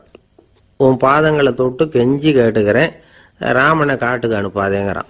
தசரதனுடைய இந்த நிலைமைக்கு என்ன காரணம்? அவன் கைகேயி மேல வச்ச அளவு கடந்த அன்பு தான் காரணம். இப்ப சொல்லுங்க, அன்பா இருந்தாலும் அது அளவுக்கு மீறி போனா கெடுதல் பண்ணுமா பண்ணாதா? அது மட்டும் இல்ல, அளவு கடந்த அன்பு நீதிக்கும் நியாயத்துக்கும் புறம்பான காரியங்களையும் செய்ய வச்சிரும். தசரதன் மிகச்சிறந்த நீதிமான், தர்மத்துக்கு விரோதமா ஒரு காரியமும் செய்யாதவன். அப்பேற்பட்டவன் தன்னுடைய மனைவியை பார்த்து என்ன சொல்றான் தெரியுமா? உனக்காக நான் என்ன செய்யணும் சொல்லு, செய்யறேன். ஒரு குற்றமும் செய்யாத ஒருத்தனை கொல்லணுமா கொல்றேன். மரண தண்டனை விதிக்கப்பட்ட ஒருத்தனை விடுதலை செய்ய சொல்றியா செய்யறேன். எந்த பிச்சைக்காரனையாவது கோடீஸ்வரனாக சொல்றியா ஆக்குறேன். அல்லது கோடீஸ்வரனை பிச்சைக்காரன் ஆக்கணுமா ஆக்குறேன் அப்படிங்கிறான். நீதிக்கு விரோதமான இந்த பாவங்களை செய்யறதுக்கு அப்பேற்பட்ட அரசன் எப்படி துணிஞ்சான்? மனைவி பேர்ல வச்ச அளவு கடந்த அன்புதான் காரணம். திரிசூலம், வஜ்ராயுதம், வாள் இதுகளால தாக்கப்பட்டா கூட அதையெல்லாம் கொஞ்சம் கூட லட்சியம் பண்ணாத ஒருத்தன் காமதேவனுடைய மலர் அம்புகள் தாக்குனா அதை அவனால தாக்கு பிடிக்க முடியல, விழுந்துடுறான். காமதேவனுக்குள்ள மகிமையே அதுதாங்கிறார் துளசிதாசர். அதனாலதான் பெரியவங்கள்லாம் என்ன சொல்றாங்கன்னா, எதையும் அளவுக்கு மீறி செய்யாதேங்கிறாங்க. அப்பா, அம்மா, மனைவி, மக்கள் எல்லார் பேர்லயும் அன்பு அவசியம்தான். ஆனா அந்த அன்பு அறிவுக்கு புறம்பா இருக்கக்கூடாது, அளவுக்கு மீறி இருக்கக்கூடாது. அப்பதான் வாழ்க்கை சுகமா இருக்கும். இல்லைன்னா அவஸ்தை தான். அளவுக்கு மீறின அன்புங்கிறது புரியுது, அது சரி. அறிவுக்கு புறம்பான அன்புங்கிறது எப்படி? ஒரு தாய்க்கு ஜலதோஷம் அல்லது ஏதோ ஒரு தொற்று நோயின்னு வச்சுங்களேன். அந்த அம்மாவுக்கு தன்னுடைய குழந்தை பேர்ல அளவு கடந்த அன்பு. தனக்கு நோய் இருக்கு, அது அடுத்தவங்களுக்கு தொற்றக்கூடியது அப்படின்னு தெரிஞ்சிருந்தோம் அன்பை காட்டுறதுக்காக அந்த குழந்தைக்கு முத்தம் கொடுக்குறேன்னு தூக்கி வச்சுக்கிட்டு கொஞ்சம் ஆரம்பிச்சதுன்னு வச்சுக்கோங்க, அது நல்லா இருக்குமா? இதுதான் அறிவுக்கு புறம்பான அன்புங்கிறது. அது மாதிரி விலங்குகள்கிட்ட அன்பாயிருன்னு சொல்றோம். அதுக்காக புலிக்கு முத்தம் கொடுக்க முடியுமா? அப்படி கொடுத்தா அது அறிவுக்கு புறம்பான அன்பு. அதனால அன்பு கூட அறிவுபூர்வமா இருக்கணும் அப்படிங்கிறத இன்னைக்கு தகவல் மூலமா நாம புரிஞ்சுக்கணும். இந்த காலத்து காதலன் தன்னுடைய காதலிகிட்ட சொன்னானாம், இதை பாரு, உன் பேர்ல எனக்கு அளவு கடந்த அன்பு, உனக்காக என்ன செய்யணும் சொல்லு செய்யறேன். நெருப்புல நடக்கணுமா நடக்கிறேன், நீர்ல குதிக்கணுமா குதிக்கிறேன், உயிரையே கொடுக்கணுமா கொடுக்கறேன் அப்படின்னா. சரி, வர்ற ஞாயிற்றுக்கிழமை சாயந்தரம் 6 மணிக்கு இதே இடத்துக்கு வாங்க அப்படின்னு அந்த பொண்ணு. இவன் கொஞ்சம் யோசனை பண்ணி பார்த்துட்டு, அன்னைக்கு மழை பெய்யாம இருந்தா வந்துடுறேன் அப்படின்னானா. ஒரு பெரிய அரசன் இந்த உலகம் பூராவையும் ஆண்டுகிட்டு இருந்தான். ரொம்ப காலம் அப்படி அரசாட்சி பண்ணிக்கிட்டு இருந்தான். திடீர்னு அவனுக்கும் சில எதிரிகள் முளைச்சாங்க. அவங்கெல்லாம் ஒன்று சேர்ந்து இவனை தோற்கடிச்சுட்டாங்க. தோத்து போனது இவனுக்கு பயம் வந்துட்டுது, எங்கே எதிரிகள் நம்ம கொண்டுடுவாங்களோ அப்படின்னு. வெளியில் வந்தால் தனக்கு ஆபத்துன்னு பயந்துக்கிட்டு யாருக்கும் தெரியாமல் ஒரு குகைக்குள்ளே போய் பதுங்கி கிடக்கிறான். நிலைமையை பாருங்க. முதல் நாள் அரண்மனையில் அதிகாரம் பண்ணிக்கிட்டு இருந்தவன் மறுநாள் குகையில் பயந்து போய் பதுங்கி கிடக்கிறான். ராத்திரி நேரம் வந்தது, பசி வயத்தை கிள்ளுது, பிச்சை எடுத்து சாப்பிட வேண்டிய நிலைமை. பிச்சை எடுக்கிறதுக்கு பாத்திரம் வேணுமே, என்ன பண்ணுறது அப்படின்னு அங்கேயும் இங்கேயும் பார்க்குறான். ஒரு மூலையில் யாரோ விட்டுட்டு போன ஒரு ஓடு கிடக்குது. அதை எடுத்துக்கிட்டு புறப்பட்டான். இருட்டில் வழி புரியல. ஏதோ ஒரு யூகத்தில் காலை மெதுவாக எடுத்து வச்சு நடந்து போய்கிட்டு இருக்கிறான். வழியில் ஒரு கருப்பு நாய் படுத்து கிடந்தது. இருட்டில் அவன் இது கண்ணுக்கு சரியாக தெரியல, அவனுக்கு தவறி போய் காலை வச்சுட்டான். அது மேலே நாய் சும்மா இருக்குமா, வள்ளுன்னு விழுந்து கடிச்சு விட்டுது. காலை பார்க்குறான், காலத்தையும் நினச்சி பார்க்குறான். அரண்மனையில் வீரக்கழல் அணிந்த காலை உடைய மன்னா அப்படின்னு புகழ்வாங்களே புலவர்கள்லாம். ஆனால் அது இன்னைக்கு நாய் கடித்த காலம் ஆயிட்டுதே அப்படின்னு நினைக்கிறான். அது மட்டும் இல்லை, முன்னாடி எல்லாம் பொற்கிண்ணங்களில் தான் அவன் சாப்பிடுவான். ஆனால் இப்போ உடஞ்சி போன ஓட்டு, அது ஓட்டை கையில் வச்சுக்கிட்டு நிற்கிறான். அதில் ஏதாவது யாராவது சாப்பாடு போடுவாங்களான்னு. முன்னாடியெல்லாம் நிறைய பேர் அரண்மனைக்கு வருவாங்க, அரசருக்கு காணிக்கைன்னு சொல்லி இவன் காலடியில் கொண்டாந்து கொட்டுவாங்க. அப்போலாம் இவன் அந்த ஜனங்களுடைய முகத்தை திரும்பி கூட பார்க்கறது இல்லை, ரொம்ப கர்வமாக உட்காந்துருப்பான். அதே ஆள் இன்னைக்கு எல்லார் கண்ணுலையும் படுறது மாதிரி பிச்சை எடுத்துக்கிட்டு இருக்கிறான். அப்போலாம் காணிக்கைகளை தன்னுடைய கையால் வாங்குறது தனக்கு கௌரவ குறைச்சல்னு நினச்சி தன்னுடைய வேலைக்காரங்களை விட்டு தான் அதை வாங்க சொல்லுவான். இப்போ பார்த்தீங்கன்னா அவனே தன் கையாலேயே பிச்சை வாங்குறான். நினச்சி பாருங்க, அந்த மனுஷன் நாள் அரசன், மறுநாள் பிச்சைக்காரன், எவ்வளவு வித்தியாசம். செல்வம் தான் இப்படி ஒரு வித்தியாசம் ஏற்படுறதுக்கு காரணம். அப்படிப்பட்ட செல்வம் வாழ்க்கையை நடத்துறதுக்கு நமக்கு தேவைதான். ஆனால் அதையே நாம் அடைய வேண்டிய பயனா நினைக்கிறோம் பாருங்க, அதுதான் வேடிக்கை. இதை நம்மாழ்வார் அழகா ஒரு பாசுரத்தில் சொல்றார்.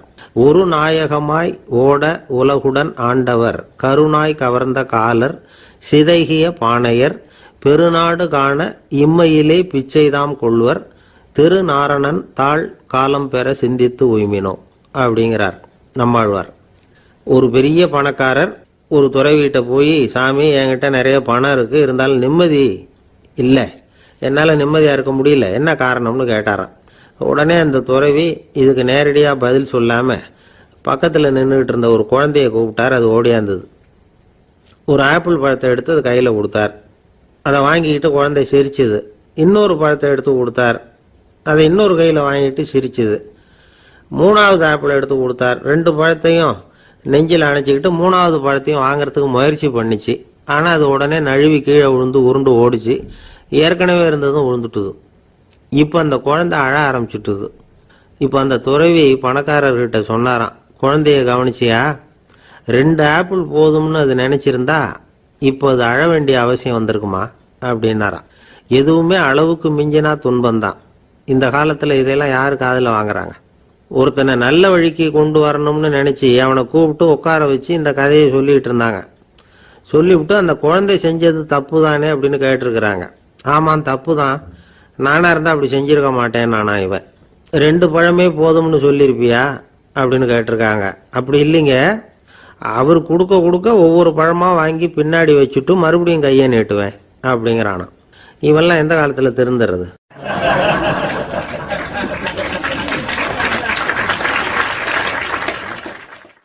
ஒரு பெரிய தத்துவ சிந்தனையாளர் இருந்தார், சுவாங்சு அப்படின்னு பேர். அவருடைய மனைவி ஒரு நாள் திடீர்னு காலமாயிட்டாங்க. ஐயோ பாவம், அவர் ரொம்ப வருத்தப்படுவார், போய் ஆறுதலாக 4 வார்த்தை பேசிவிட்டு வரலாம் அப்படின்னு நினச்சிக்கிட்டு நிறைய பேர் அவரை தேடிட்டு வந்தாங்களாம். வந்தவங்களுக்கு ஆச்சரியம், ஏன்னா இவர் வருத்தப்பட்டுக்கிட்டு இருப்பார் அப்படின்னு தானே எதிர்பார்த்தாங்க. அப்படி இல்லை, தாளம் போட்டுக்கிட்டு உட்காந்துருக்கிறார். தாளத்துக்கு தகுந்த மாதிரி பாட்டு வேற பாடிக்கிட்டு இருக்கிறார். என்ன மனுஷன் அவர், கொஞ்சம் கூட கவலை இல்லாமல் இப்படி இருக்கிறாரு அப்படின்னு நினைச்சாங்க. ஒருத்தர் துணிஞ்சு அவர்கிட்ட கேட்டுவிட்டார், என்னங்க இது இப்படி அப்படின்னு. அதுக்கு அவர் என்ன சொன்னார் தெரியுமா?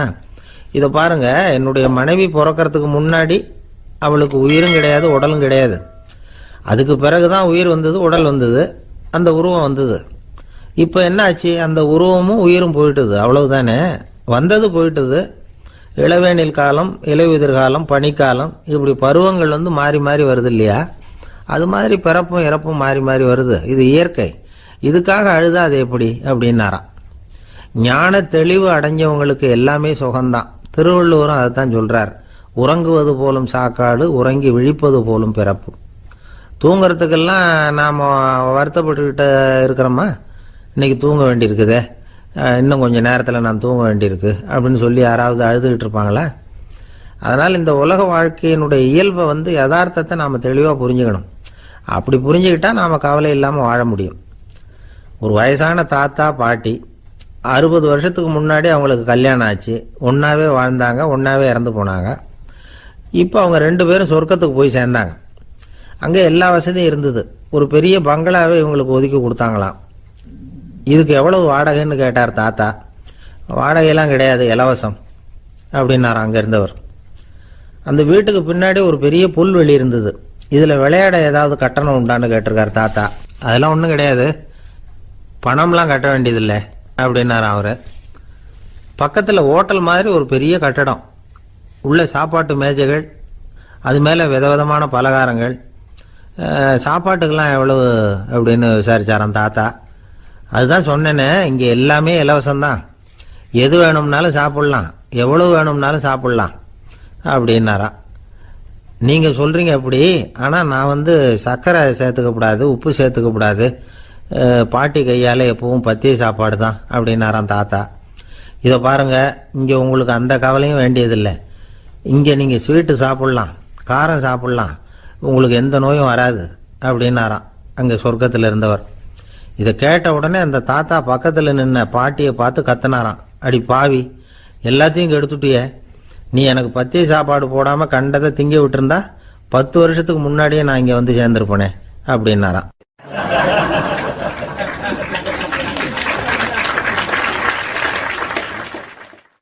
ஒரு சன்னியாசி, அவர் ஒரு நாள் ஒரு கனவு கண்டாராம். அந்த கனவுல அவர் சொர்க்கத்துக்கு போறார். அங்கே ஒரு பெரிய திருவிழா நடந்துகிட்டு இருக்குது.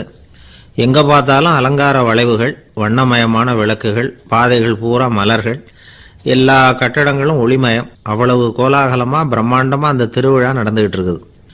அது என்ன திருவிழாங்கிறது இந்த சன்னியாசிக்கு புரியல. அங்க எதிரில் வந்துகிட்டு இருந்த ஒருத்தரை நிறுத்தி, என்ன விசேஷம் இங்க அப்படின்னு விசாரிச்சாராம்.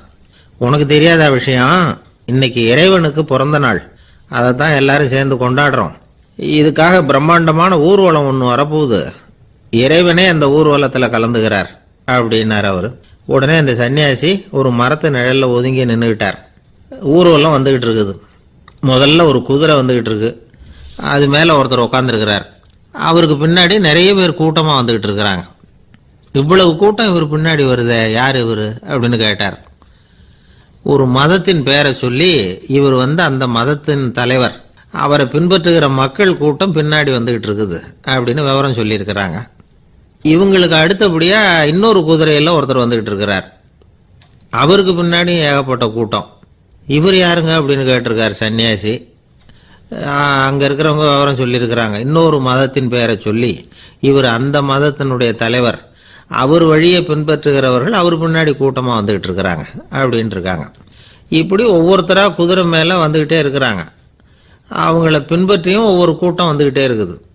அந்த பெரிய ஊர்வலம் அது பாட்டுக்கு போய்கிட்டு இருக்குது. கடைசியாக அது முடிஞ்சது ரொம்ப நேரம் கழிச்சு. அதுக்கப்புறம் கொஞ்சம் நேரம் கழித்து ஒரு வயசான ஆள் குதிரை மேலே வந்துக்கிட்டு இருக்கிறார். ஆனால் அவருக்கு பின்னாடி யாருமே இல்லை. அவர் பரிதாபமாக தனியாக வந்துக்கிட்டு இருக்கிறார். அவர் அந்த ஊர்வலத்தை சேர்ந்தவரா இல்லையாங்கிறதே தெரியல. இவர் யாரு, இவர் ஏன் இப்படி தனியாக வந்துக்கிட்டு இருக்கிறார் அப்படின்னு கேட்டிருக்கார் அந்த சன்னியாசி. என்னது இப்படி கேட்குறீங்க? இவர் தான் கடவுள். இவருக்காக தான் இன்னைக்கு இந்த ஊர்வலமே நடக்குது. இவருக்கு தான் இன்னைக்கு பிறந்த நாள். முன்னாடி போகிற ஊர்வலம் பூரா இவருடைய பிறந்த நாளை கொண்டாடுறதுக்காக தான் அப்படின்ட்டு இருக்காங்க. இதை கேட்டதும் அந்த சன்னியாசிக்கு திடுக்குன்னு தூக்கி போட்டிருக்கு. இது வரைக்கும் கனவு கண்டுகிட்டு இருந்தவர் முடிச்சுக்கிட்டார். அதுக்கப்புறம் தான் யோசிச்சு பார்த்துருக்கார். உண்மைதான், மக்கள் எல்லாரும் பக்தி மார்க்கத்தில் போகிறதா நினச்சிக்கிட்டு பாதை மாறி போயிட்டு இருக்கிறாங்க. கடவுளை பின்பற்றுவதாக நினைக்கிறாங்க பக்தர்கள். ஆனால் கடவுளுக்கு பின்னாடி யாருமே இல்லை. இன்னமும் இயல்பாக இதை பற்றி யோசிச்சு பார்த்தா, உண்மைக்கு பின்னாடி தான் நான் போய்கிட்டு இருக்கேன் அப்படின்னு நிறைய பேர் சொல்கிறாங்க. ஆனால் அந்த உண்மை அனாதையாக போய்கிட்டு இருக்குது. அப்படி ஆயிட்டுது உலகம். இந்த காலத்துலேயும் ஒரு ஊர்வலம், ஒரு பெரிய மனுஷருக்கு பிறந்த நாள் விழா. அவர் குதிரை மேலே ஏறி முன்னாடி போயிட்டு இருக்கிறார். அவருக்கு பின்னாடி ஒரு 100 பேர் தொண்டர்கள் அவங்க பாட்டுக்கு போகிறாங்க.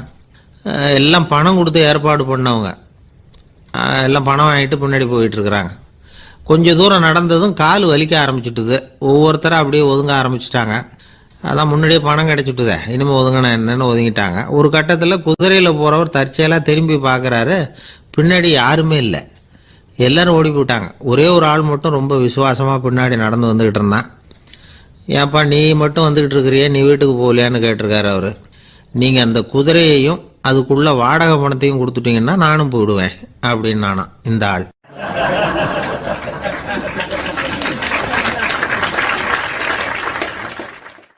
ஒரு ஊரில் ஒரு ஆள் இருந்தான். தையல் கடை வச்சுருந்தான். அவங்கிட்ட ஒருத்தன் ஒரு சட்டை துணி எடுத்து கொடுத்து தைக்க சொல்லியிருந்தான். வர்ற சனிக்கிழமை வா, வாங்கிட்டு போ அப்படின்னு அவன் சொல்லியிருந்தான். அதே மாதிரி இவன் வந்தான். அவன் தச்சு வச்சிருந்த சட்டையை கொடுத்தான்.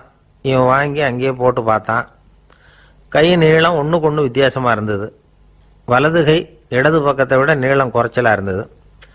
அவன் முணுமுணுக்க ஆரம்பிச்சுட்டான். என்ன இது இப்படி தைச்சுட்டியேன்னு. இதுக்கு அவன் சொன்னான், ஐயையோ இதுக்காகவா சங்கடப்படுறீங்க, வலது கையை மட்டும் கொஞ்சம் உள்ளே இழுத்தாப்புல வச்சுக்கிட்டீங்கன்னா சரியாக போகுது. மற்றபடி அந்த சட்டையில் உள்ள கலை அம்சத்தை கவனிங்க. எவ்வளோ அற்புதமாக தைச்சிருக்கேன் பாருங்கள். ஒரு சின்ன குறைய இப்படிலாம் பொருட்படுத்த வேண்டியதில்லை. நான் சொன்னது மாதிரி கையை கொஞ்சம் உள்ளே இழுத்தது மாதிரி வச்சுக்கிட்டு நடந்து போங்க, ஜோராக இருக்கும் அப்படின்னா. அவனும் யோசித்து பார்த்தான். சரியான யோசனையாக தான் தோணுச்சு. கொஞ்சம் முயற்சி பண்ணி வலது கையை கொஞ்சம் உள்ளே இழுத்து சட்டை சரியாக இருக்கிறது மாதிரி பண்ணிட்டான். இப்போ மறுபடியும் ஒரு பிரச்சனை. வலது கையை உள்ளே இழுத்த மாதிரி அப்படியே வச்சுக்கிட்டதும் முதுகு பக்கம் கொஞ்சம் துணி தளர்த்தியாக தொங்குறது மாதிரி தெரிஞ்சுது. என்ன இது, முதுகு பக்கம் துணி குவிஞ்சுட்டுதே, தொங்குதே அப்படின்னா மறுபடியும், அடடா இதுக்காகவா கவலைப்படுறீங்க, உடம்பு அதுக்கு தகுந்த மாதிரி கொஞ்சம் வளைச்சிக்கிட்டா சரியாக போடுது. இதுக்காக அந்த அழகான தையலை பிரித்து அதில் உள்ள கலை அம்சத்தை கெடுக்கிறதுக்கு என் மனசு இடம் தரல. எவ்வளவுக்கு தளர்த்தியாக இருக்கோ அவ்வளவுக்கு கொஞ்சம் உடம்ப வளைச்சி அப்படி குனிஞ்சது மாதிரி போங்க போதும் அப்படின்னா. அதுவும் நல்ல யோசனையாக தான் பட்டுது இவனுக்கு. சரின்னு சொல்லிவிட்டு புறப்பட்டான். தெருவில் இறங்கினான். கையை கொஞ்சம் உள்ளே இழுத்தான். உடம்ப கொஞ்சம் முன்னால் வளைச்சான். சட்டைக்கு தகுந்த மாதிரி உடம்ப பண்ணிக்கிட்டான். மெதுவாக நடந்து போகிறான். இப்போ எதிரில் இன்னொருத்தன் வரான். இவனை பார்க்குறான். இவன் போட்டிருக்கிற சட்டையை பார்க்குறான். ஆஹா அற்புதம்ங்கிறான்.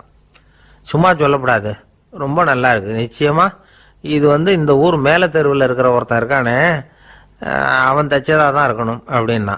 இதை கேட்டதும் அவனுக்கு ஆச்சரியம். எப்படி அவ்வளவு கரெக்டாக கண்டுபிடிச்சிங்க அப்படின்னு கேட்டிருக்கான். இதுக்கு அந்த வழிபோக்கன்னு சொன்னானா, அவன் ரொம்ப கெட்டிக்காரன். உங்களை மாதிரி உடம்பும் கையும் வளைஞ்சு போன ஒரு ஆசாமிக்கு அவனை தவிர வேற யாராலேயும் இவ்வளவு பொருத்தமான ஒரு சட்டையை தைக்க முடியாது அப்படின்னானா.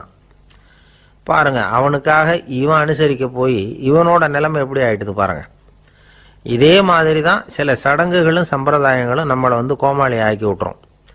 எதுவாக இருந்தாலும் அதில் அறிவுபூர்வமான அணுகுமுறை அவசியம். ஒரு நர்ஸ் அவசரமாக ஓடி டாக்டர்கிட்ட சொல்லிச்சான், டாக்டர் ஒரு தப்பு நடந்து போச்சு, 10ஆம் நம்பர் பெட்டில் இருக்கிற பேஷண்ட்டுக்கு காலில் ஆப்ரேஷன் பண்ணுறதுக்கு பதிலாக கையில் ஆப்ரேஷன் பண்ணி விட்டீங்க. கை ஆப்ரேஷன் பண்ணிக்க வேண்டிய ஆள் 7ஆம் நம்பர் பெட்டில் இருக்கார் அப்படின்னு தான். அதுக்கு இவர் பதட்டப்படாமல் சொன்னாராம், பரவாயில்ல, இவரை தூக்கி 7ஆம் நம்பர் பெட்டில் போட்டுரு அப்படின்னாராம்.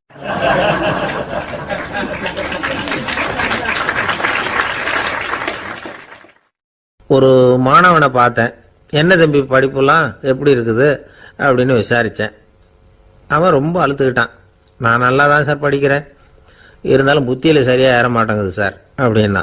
சரி, இவனும் நம்ம ரகம்தான் அப்படின்னு சொல்லி முடிவு பண்ணிக்கிட்டோம். கல்வி கற்கக்கூடிய ஒரு மாணவன் சம்பந்தப்படுற புத்திகள் பல வகை. அதை பற்றி ஒரு பெரியவர் விளக்கி இருக்கிறார். மிருத்து புத்தின்னு ஒன்று இருக்குதான். மிருத்துன்னா மண்ணு. மண்ணால் செவுறு கட்டுறோம்ல, மண் சுவரில் ஆணி அடிக்கிறதும் சுலபம், அதை பிடுங்கி எடுக்கிறதும் சுலபம். அது மாதிரி சில பேர் குரு சொல்லி கொடுக்கறத சுலபமாக கேட்டு தெரிஞ்சு வச்சுக்குவாங்க, கொஞ்ச நேரத்தில் சுலபமாக மறந்தும் போயிடுவாங்க. இது மிருத்து புத்தின்னு பேர், மண் புத்தி. தாரு புத்தின்னு ஒன்று உண்டான். தாருன்னா மரம். அதில் பச்சை மரத்தில் ஆணி அடிக்கிறது சுலபம், ஆனால் அதை எடுக்கிறது கஷ்டம். அது மாதிரி ஆசிரியர்கிட்ட இருந்து கேட்டதை கவனமாக மனசில் பதிய வச்சுக்கிட்டு அதை மறக்காமல் இருக்கிறது தாரு புத்தி. பட்ட மரமாக இருந்தால் அதில் ஆணி அடிக்கிறதும் கஷ்டம், அடிக்கிற ஆணியும் சீக்கிரம் நழுவிடும். அது மாதிரி கேட்குற விஷயம் மனசில் பதியறதும் கஷ்டம். அப்படியே பதிஞ்சாலும் அது நீடிச்சிருக்கிறதும் கஷ்டம், கொஞ்ச காலத்தில் மறந்துடும். இன்னொரு வகை புத்தி ஒன்று உண்டு, அதுக்கு பேர் சிலா புத்தின்னு பேர். சிலான்னா கல். ஒரு கருங்கல்லில் 4 துளையை போட்டு ஒரு துளையில உளிய வச்சு அடிச்சா மற்ற துளை வழியாகவும் பிளந்து கல் 2ஆயிடும். அது மாதிரி சந்தியான இடங்கள்ல குறிப்பா ஒரு பொருளை சொன்னா அதை வச்சுக்கிட்டு மற்றதையும் தெரிஞ்சுக்கிறது, அது சிலா புத்தின்னு பேர். வேணு புத்தின்னா என்ன தெரியுமா? வேணுன்னா மூங்கில். மூங்கில் கணுவில் ஒரு பக்கம் உளிய வச்சு அடிச்சா 2 பக்கமும் பிளந்துரும். அது மாதிரி ஒரு செய்தியை கேட்டுக்கிட்டு இருக்கிறப்பவே அதோட முன்பின் தொடர்களையும் தெரிஞ்சுக்கணும், அது வேணு புத்தி. தைல புத்தின்னு ஒன்று உண்டு. தைலம்ங்கிறது எண்ணெய். தண்ணியில் ஒரு துளி எண்ணெயை விட்டா அது தண்ணி பூரா பரவி போடுதுல்ல, அது இப்படி பரவுறது மாதிரி ஆசிரியர் சுருக்கமாக ஒரு கருத்தை சொன்னால் அதை வச்சுக்கிட்டு பூரா விஷயங்களையும் தெரிஞ்சுக்கணும், அது தைல புத்தி. கற்பூர புத்தின்னு ஒன்று கேள்விப்பட்டிருக்கோம். அது எப்படின்னா, கற்பூரம் தீ பட்ட உடனே பிடிச்சிக்கும். ஆசிரியர் சொன்ன உடனே நுண்ணறிவோட பாடங்களை புரிஞ்சுக்கிறது இந்த வகை புத்தி. கரி புத்தின்னு ஒன்று. அது எப்படின்னா, கரியில் நெருப்பை வச்சு விசிறிய பிறகு அதுக்கப்புறம் அது கறி நெருப்பாகும். அது மாதிரி காலம்பரை சாயந்தர வேலைகளில் ஆசிரியர் பாடம் சொல்லி கொடுப்பார், அதை கொண்டு புரிஞ்சுக்கிறது இந்த வகை. கதலித்தண்டு புத்தின்னு ஒன்று சொல்லுவாங்க. கதலிங்கிறது வாழை மரம். வாழைத்தண்டில் தீ வைக்கிறது எவ்வளவு சிரமமோ அவ்வளவு சிரமத்தோட கல்வி கற்கிறது கதலித்தண்டு புத்தி. இதை தவிர இன்னும் சில வகையான மாணவர்களை கூட அடையாளம் காட்டுறாங்க. ஆசிரியர் சொன்னதில் நல்லதை மட்டும் எடுத்துக்கிறவன் அன்னம். ஆசிரியர் கிடைச்ச இடத்துல பாடத்தை கேட்டுக்கிட்டு பிறகு தனியாக உட்காந்து சிந்திக்கிறவன் பசு. பசுமாடு அப்படி தானே, புல்லு கண்ட இடத்துல மேயும், அதுக்கப்புறம் நிதானமாக அசை போட்டுக்கும். ஆசிரியர் சொன்னதை தவிர வேற எதையும் சொல்ல முடியாதவன் கிளி. பல இடங்களில் பாடங்கள் கேட்டு கடைசியில் ஒன்றும் புரியாமல் போகிறவன் ஆடு. ஆடு ஒரு செடியில் வயிறார மேயாது, ஒரே செடியில். இக்கரைக்கு அக்கறை பச்சைன்னா அங்கேயும் இங்கேயும் அலைஞ்சிக்கிட்டே இருக்கும். சில பேருக்கு எருமைன்னு பேர். எருமை எப்படின்னா, குளத்து நீரை கலக்கி தான் குடிக்கும். அது மாதிரி ஆசிரியர் மனசை நோக செய்து பயில்கிற மாணவர்கள்லாம் இந்த ரகம். இவ்வளவுலாம் இருந்தாலும் இந்த காலத்து மாணவர்கள்லாம் ஒரு தனி ரகம். ஒரு ஆசிரியர் வகுப்புல பாடம் நடத்திக்கிட்டு இருந்தார். இலக்கண வகுப்பு. இறந்த காலம், நிகழ்காலம், எதிர்காலம், past tense, present tense, future tense, இதை பற்றிலாம் பாடம் நடத்துகிறார். எல்லாம் சொல்லி கொடுத்துட்டு இப்போ நான் ஒரு வாக்கியம் சொல்லுவேன், அது என்ன காலம் அப்படிங்கிறத நீங்கள் சொல்லணும்னார் ஆசிரியர். சரின்னாங்க மாணவர்கள்லாம். நான் நாளைக்கும் பாடம் நடத்த போகிறேன், இது என்ன காலம் அப்படின்னு கேட்டார் ஆசிரியர். அதாவது நான் நாளைக்கும் பாடம் நடத்த போகிறேன், இந்த வாக்கியம் என்ன காலம்னு கேட்டார். ஒரு பையன் மெதுவாக எழுந்திரிச்சு சொன்னான், இது எங்க போதாத காலம் சார் அப்படின்னு சொல்லிவிட்டு உட்காந்துட்டானா.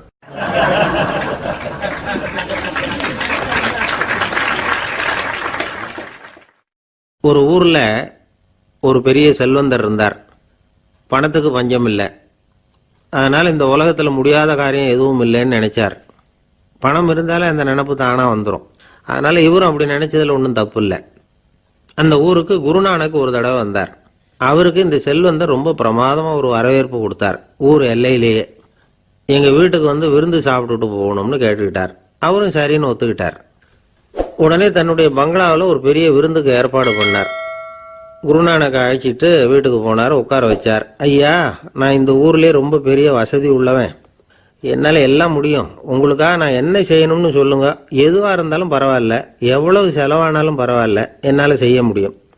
என்ன செய்யணும்னு சொல்லுங்க, அது போதும், நான் செய்கிறேன் அப்படின்னு நான் ரொம்ப பணிவா. இதை கேட்டதும் குருநானக் சிந்திச்சார் கொஞ்ச நேரம். அதுக்கப்புறம் தன்னோட சட்டை பைக்குள்ள கையை விட்டு ஒரு பழைய ஊசி ஒன்று எடுத்தார். அந்த செல்வந்தர்கிட்ட கொடுத்தார். இதை பாருங்க, இவ்வளவு தூரம் நீங்கள் கேட்கறதுனால சொல்கிறேன், எனக்கு நீங்கள் செய்ய வேண்டிய உதவி இதுதான்னார். ஊசியை கையில் வாங்கிக்கிட்டு இது என்ன செய்யணும்னு சொல்லுங்க அப்படின்னார் அவர். நீங்கள் செய்ய வேண்டியது என்னன்னா, இந்த ஊசியை பத்திரமா வச்சிருக்கணும். நாம் 2 பேரும் இறந்து போனதுக்கு பின்னாடி இன்னொரு உலகத்தில் நாம் சந்திக்கக்கூடிய வாய்ப்பு இருக்குது. அப்போ இந்த ஊசியை என்கிட்ட கொண்டாந்து கொடுக்கணும். இதுதான் நீங்கள் எனக்காக செய்ய வேண்டிய உதவி அப்படின்னார் குருநானக் லேசாக சிரிச்சுக்கிட்டே. இதை கேட்ட உடனே இந்த பெரியவர் முழிக்க ஆரம்பிச்சிட்டார். அது எப்படிங்க, நான் சாகிறப்ப எப்படி இந்த ஊசியை எடுத்துக்கிட்டு இன்னொரு உலகத்துக்கு வர முடியும்னார். ஊசி மாதிரி ஒரு சின்ன பொருளை கூட இந்த உலகத்தை விட்டு நாம் போகிறப்ப எடுத்துகிட்டு போக முடியாதுங்கிறப்போ உங்களோட செல்வத்தையெல்லாம் எப்படி அங்கே எடுத்துகிட்டு வர போகிறீங்க அப்படின்னு கேட்டார் குருநானக். அதுக்கப்புறம் தான் அந்த பெரியவர் யோசிக்க ஆரம்பிச்சாராம். குருநானக் சொல்கிறார், இதை பாருங்க, நாம் செய்கிற நல்லது கெட்டது தான் கடைசி வரைக்கும் நம்ம கூட இருக்கும். அடுத்தவங்க நல்லா இருக்கணுங்கிறதுக்காக பொருளை செலவு செய்யணும். அப்படி செய்யலைன்னா எந்த பிரயோஜனமும் இல்லை அப்படின்னார். அதுக்கப்புறம் தான் அந்த செல்வந்தரின் அறிவு கண் திறந்து தான். உடனே குருநானக்கை வணங்கினார். ஐயா, என்கிட்ட இருந்த ஆணவம் போயிட்டுது, இனிமே என்கிட்ட இருக்கிற செல்வத்தை நல்ல வழியில செலவழிப்பேன் அப்படின்னாராம். நம்ம கிட்ட இருக்கிற பணம் எப்பவும் நம்ம கூடவே வந்துகிட்டு இருக்காதுங்கிறதுக்கு இது ஒரு உதாரணம்.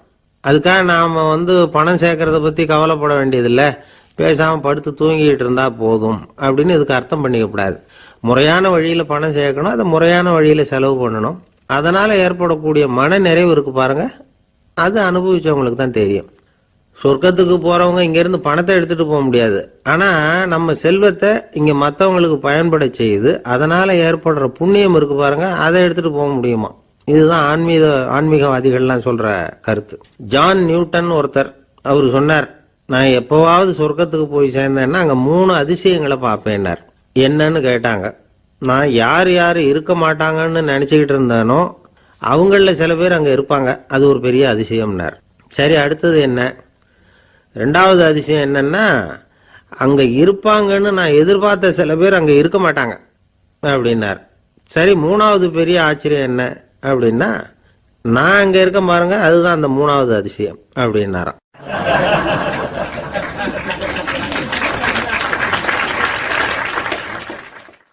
ஒருத்தர் ஓடி வந்தார். இன்னொருத்தரை பார்த்து, சார், உங்கள் சைக்கிளை ஒரு நாள் இரவல் கொடுங்களேன், பக்கத்து ஊருக்கு போயிட்டு வர வேண்டியிருக்கு அப்படின்னார். இவர் சைக்கிளை கொடுத்து பத்திரமா கொண்டுகிட்டு போங்கன்னார். சார், இதை பத்திரமா கொண்டு போகிறேன், கவலையே வேணாம், ஏன்னா இது உங்களோட சைக்கிள் அப்படின்னு நான் நினைக்கல, என்னோட சைக்கிளாக நினைக்கிறேன் அப்படின்னார். அதுக்கப்புறம் தான் இவருக்கு உண்மையாகவே பயம் வந்துட்டுது. ஏன்னா அவர் சொன்னது மாதிரி அதை தன்னோட சைக்கிளாகவே நினச்சி தள்ளிட்டு போட்டா என்ன பண்ணுறது?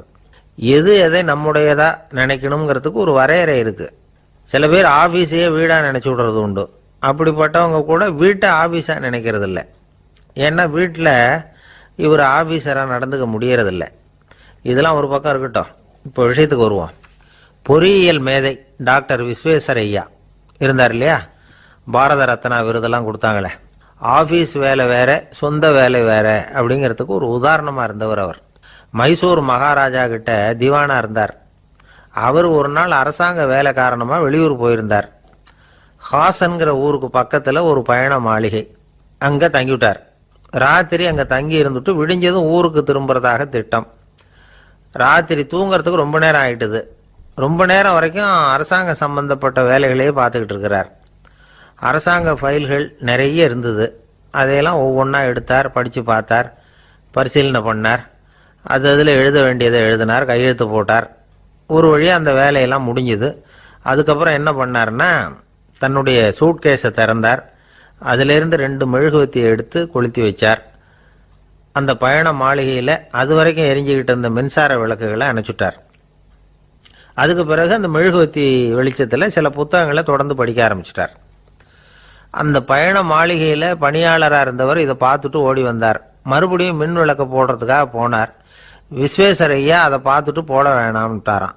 இது வரைக்கும் நான் அரசாங்க அலுவல்களை கவனிச்சுக்கிட்டு இருந்தேன், அதனால் மின் விளக்குகள் அப்போ எரிஞ்சதில் தப்பு இல்லை. இப்போ நான் புத்தகம் படிச்சுக்கிட்டு இருக்கேன், இது என்னுடைய சொந்த வேலை. இங்கே இருக்கிற மின் விளக்கு அதுக்காக ஏன் எரியணும் அப்படின்னு கேட்டாராம். இப்போ இருக்கிற சில அரசு பணியாளர்கள்கிட்ட இந்த சம்பவத்தை பேச்சோட பேச்சா சொல்லி பார்த்தேன். அவங்களால இதை ஜீரணிக்கவே முடியல. நேர்மை தேவைதான் சார், அதுக்காக அவ்வளவு தூரத்துக்கு அது தேவையா அப்படிங்கிறாங்க. விஸ்வேஸ்வரய்யா அப்படி பண்ணினது தான் ஒரு நேர்மையாளர் அப்படின்னு இந்த உலகத்துக்கு நிரூபிக்கணுங்கிறதுக்காக இல்லை. தான் அப்படி நடந்து காட்டினா தன்னை சுற்றி இருக்கிறவங்களும் அதை கேள்விப்படுறவங்களும் முடிஞ்ச அளவுக்கு பொது வாழ்க்கையில், அரசு பணியில் நேர்மையை கடைபிடிக்க முயற்சி பண்ணலாமே அப்படிங்கிறதுக்காகத்தான். இப்போவும் சில பேர் இருக்கிறாங்க, இவங்க ஆஃபீஸ் வேற வீடு வேறன்னு நினைக்கிறது இல்லை, அவ்வளோ உரிமை. ஒருத்தர் அப்படிதான், அவருக்கு அவசரமாக 5000 ரூபா தேவைப்பட்டது. ஆஃபீஸு பணத்தை எடுத்துக்கிட்டார். அந்த நேரம் பார்த்து ஆடிட் வந்துட்டுது. ஆப்பிட்டுக்கிட்டார். விசாரணை நடக்குது. அவர் சொல்கிறார், சார் நான் நேரம் காலம் பார்க்காம ஆஃபீஸில் வேலை செய்வேன். ஏன்னா அதை என்னோட ஆஃபீஸாக நினைக்கிறேன். அவசரத்துக்கு அந்த பணத்தை எடுத்தேன், மறுபடியும் வச்சுடலாம்னு தான் இருந்தேன். அதுக்குள்ளே இப்படி ஆயிட்டுது. நீங்கள் என்ன நினச்சாலும் சரி, நான் ஆஃபீஸ் வேற வீடு வேற அப்படின்னு நினைக்கிறது இல்லை, அது என்னோட சுபாவம் அப்படின்னார். விசாரணை பண்ணவர் தீர்ப்பு வழங்கினார். உங்கள் சுபாவத்துக்கு மதிப்பு கொடுத்து நானும் தீர்ப்பு வழங்குறேன். நீங்கள் கொஞ்ச நாள் ஜெயிலில் இருந்துட்டு வாங்க, அது உங்களுக்கு கஷ்டமாக இருக்காதுன்னு நினைக்கிறேன். ஏன்னா அங்கே போனாலும் நீங்கள் உங்கள் சுபாவப்படி வீடு வேற ஜெயில் வேறன்னு நினைக்க மாட்டீங்க அப்படின்னாராம்.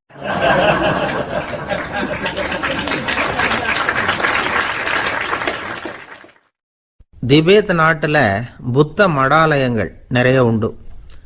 அதுக்கு ஒரு தலைமையகமும் உண்டு. அது இந்த திபேத் தலைநகரம் லாசாவில் இருக்குது. ரொம்ப காலத்துக்கு அப்பால்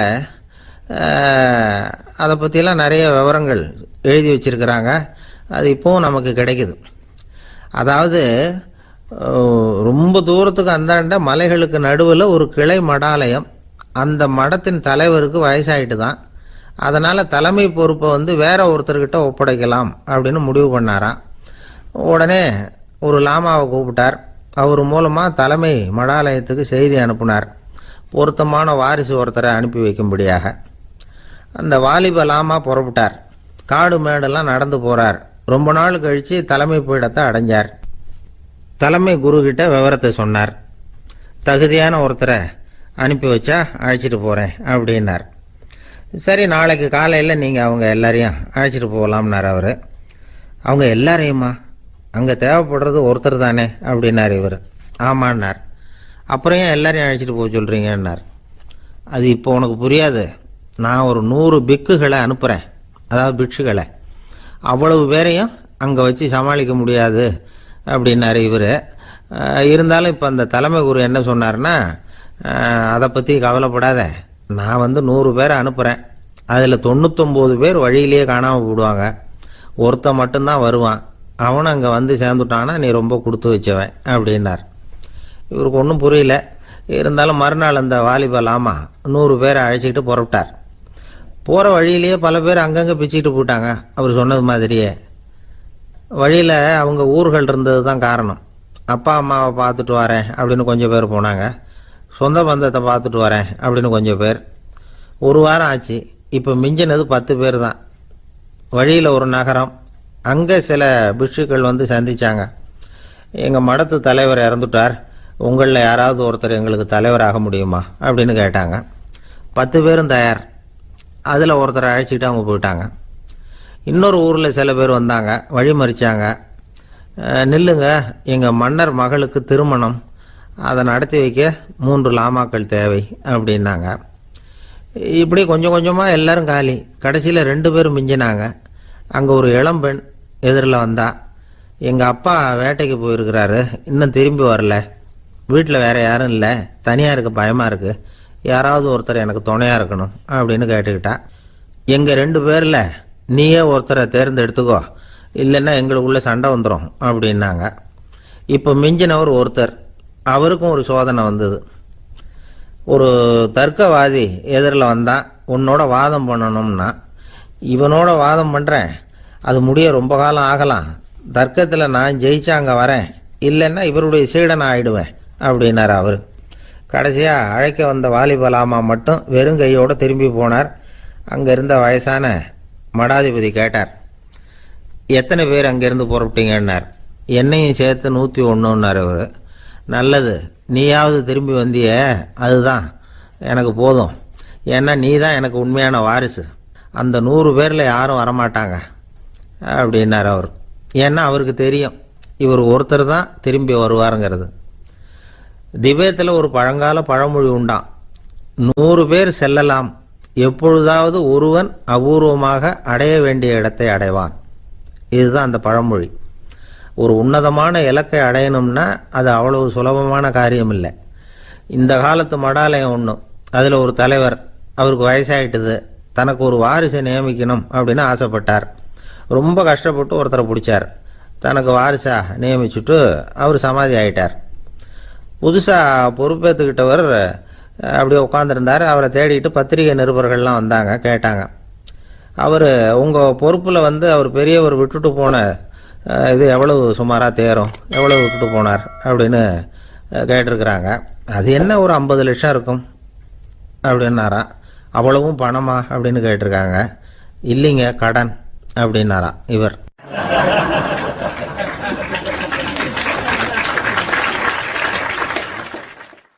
ஒரு நண்பர் யாருக்கோ ஃபோன் பண்ணிட்டு இருந்தார்.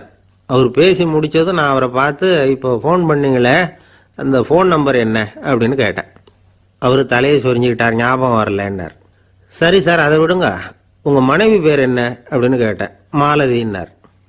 என்ன சார் இது வேடிக்கை, கொஞ்ச நேரத்துக்கு முன்னாடி பேசின ஃபோன் நம்பர் வந்து மறந்து போச்சு, எப்போவோ கல்யாணம் பண்ணிக்கிட்ட மனைவி பேர் மறக்கலை, அதை கரெக்டாக சொல்லிவிட்டீங்களே அப்படின்னு கேட்டேன். அவர் என்ன ஒரு மாதிரியாக பார்த்தார். அவர் அப்படி என்னை பார்த்ததில் ஒன்றும் தப்பு இல்லை, ஏன்னா நாம் எல்லாருமே அப்படித்தானே, ஒரு குறிப்பிட்ட காரியத்துக்காக தொலைபேசியில் ஒருத்தட்ட பேசுகிறோம், அதுக்கப்புறம் அந்த எண் வந்து நமக்கு அனாவசியம், அதனால் மறந்துடுறோம். இதுக்கு பேர் தான் தற்காலிக ஞாபகம். ஆனால் மனைவி பேரை வந்து மறந்துட முடியுமா? முடியாது. அது வந்து அவசியமான ஒன்று. அடிக்கடி அந்த பேரை வந்து உபயோகப்படுத்துகிறோம், அதனாலேயும் அது வந்து முக்கியங்கிறதுனாலேயும் அதை மறக்கிறது இல்லை. இதுக்கு பேர் நிரந்தர ஞாபகம். சரி, இந்த தற்காலிக ஞாபகம், நிரந்தர ஞாபகம், இது 2 ஞாபக அளவுகளையும் கட்டுப்படுத்துறது எது அப்படின்னா மூளைக்குள்ள நடக்கிற மின்சார நடவடிக்கைகள் தான். தற்காலிக ஞாபகம் ஒரு மின்னல் மாதிரி தோன்றி மறையுது. நிரந்தர ஞாபகம் ஒரு படிவம் போல மூளையில படிஞ்சுடுது. ஒரு சம்பவத்தின் பல பிரதிகள் மூளையில பல்வேறு பகுதிகளிலேயும் படிகிறதுனால ஒன்று மறைஞ்சாலும் மறந்தாலும் இன்னொன்று மறையறதில்லை. இப்படிப்பட்ட நிலைமையில தான் இந்த தொண்டையில் இருக்கு, வாயில் வரமாட்டேங்குது சார் அப்படிமா. ஒருத்தருக்கு எந்த துறையில் ஆர்வமும் ஈடுபாடும் அதிகமோ அது சம்பந்தமான ஞாபக சக்தி அதிகமாக இருக்கும். தொழிலை விரும்புகிற ஒரு டெலிஃபோன் ஆபரேட்டருக்கு எண்கள்லாம் நல்ல ஞாபகம் இருக்கும். அது மாதிரி கவிஞர்களுக்கு வார்த்தைகள் நல்ல ஞாபகத்தில் இருக்கும். இது ஒரு பக்கம் இருந்தாலும் ஒரு மூளை வந்து எண்களை விட எழுத்துக்களை விட படங்களை ரொம்ப சுலபமாக ஞாபகத்தில் வச்சுக்குது. புரிஞ்சுக்கிற தன்மை, அனுபவம், புத்தி கூர்மை இது கூடி குறையிறத பொறுத்து ஞாபக சக்தியும் ஏறும் இறங்கும். இப்போ உதாரணத்துக்கு ஒரு பையனுக்கு படித்தது எதுவும் ஞாபகத்தில் இல்லைன்னா அவன் அதை சரியாக புரிஞ்சுக்கலன்னு அர்த்தம். இந்த மறதிங்கிறது எந்த சமயத்தில் ஒரு பிரச்சனை ஆகுது தெரியுமா?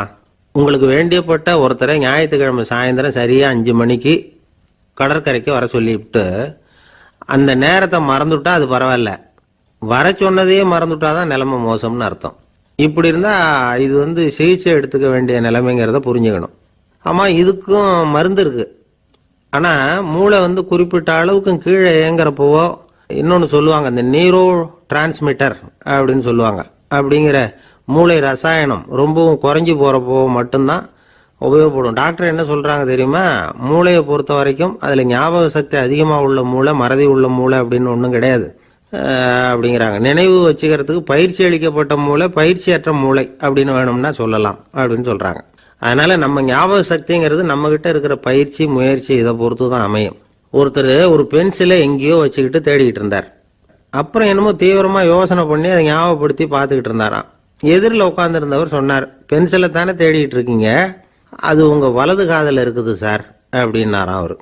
இதுக்கு அவர் சொல்லியிருக்காரு, பென்சிலை வலது காதில் தான் வச்சிருக்கேங்கிறது எனக்கு நல்லா ஞாபகம் இருக்கு, ஆனா எது வலது காதுங்கிறது தான் மறந்து போச்சு அப்படின்னாராம். அவர் அதை தான் யோசிச்சுட்டு இருந்திருக்கிறார்.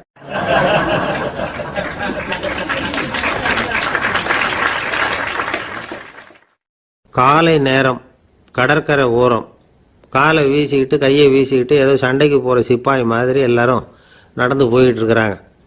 நடைப்பயிற்சி. அதில் நமக்கு தெரிஞ்ச ஒருத்தர் எதிரில் வந்தார் ரொம்ப வேகமாக. என்ன சார் வாக்கிங்க அப்படின்னு கேட்டோம். அவரால் ஆமாம்னு பதில் சொல்ல முடியல, அவ்வளவு கஷ்டம். மூச்சு விடுறதுக்கே வாயை திறந்து மூடிட்டு இருக்கிறார். எங்கே பேசுறது? கொஞ்சம் நின்று நிதானிச்சு மூச்சு விட்டுட்டு அதுக்கப்புறம் சொன்னார் ஆமாம் அப்படின்னு. என்ன சார் இவ்வளவு வேகம்னோ? உங்கள் பேச்சை கேட்டுவிட்டு தான் சார் நடக்க ஆரம்பித்தோம். நீங்கள் தான் அடிக்கடி சொல்லிகிட்டு இருந்தீங்க நடக்கிறது நல்லதுன்னு. அன்னையிலேருந்து ஆரம்பிச்சுட்டேன், ஆனால் ரொம்ப கஷ்டமாக இருக்குது சார். இப்போ பாருங்கள், உங்கள்கிட்ட சுலபமாக பேசக்கூட முடியல, மூச்சு வாங்குது, உடம்பு கூட வலிக்கிறது மாதிரி இருக்குது அப்படின்னு அவர் பாட்டுக்கு பேச ஆரம்பிச்சிட்டார். உங்களை யார் சார் இவ்வளவு வேகமாக நடக்க சொன்னது? வேகத்தை குறைங்க, மெதுவாக நடங்க அப்படின்னோம். நீங்கள் நடக்கிறதுனால என்னென்ன சௌகரியம்னு அன்னைக்கு சொன்னீங்களே தவிர சௌகரியமாக நடக்கிறது எப்படின்னு சொல்லலையே அப்படின்னார் அவர். இன்னமும் லேசாக மூச்சு வாங்கிக்கிட்டே சொன்னால் கூட இவர் சொல்கிறதுலேயே ஒரு நியாயம் இருக்குது. அதனால் இந்த நடைப்பயிற்சி பண்ணுறவங்க கவனிக்க வேண்டிய சில முக்கியமான குறிப்புகள் இருக்குது. அது என்னென்னங்கிறத அவங்க தெரிஞ்சுக்கணும்.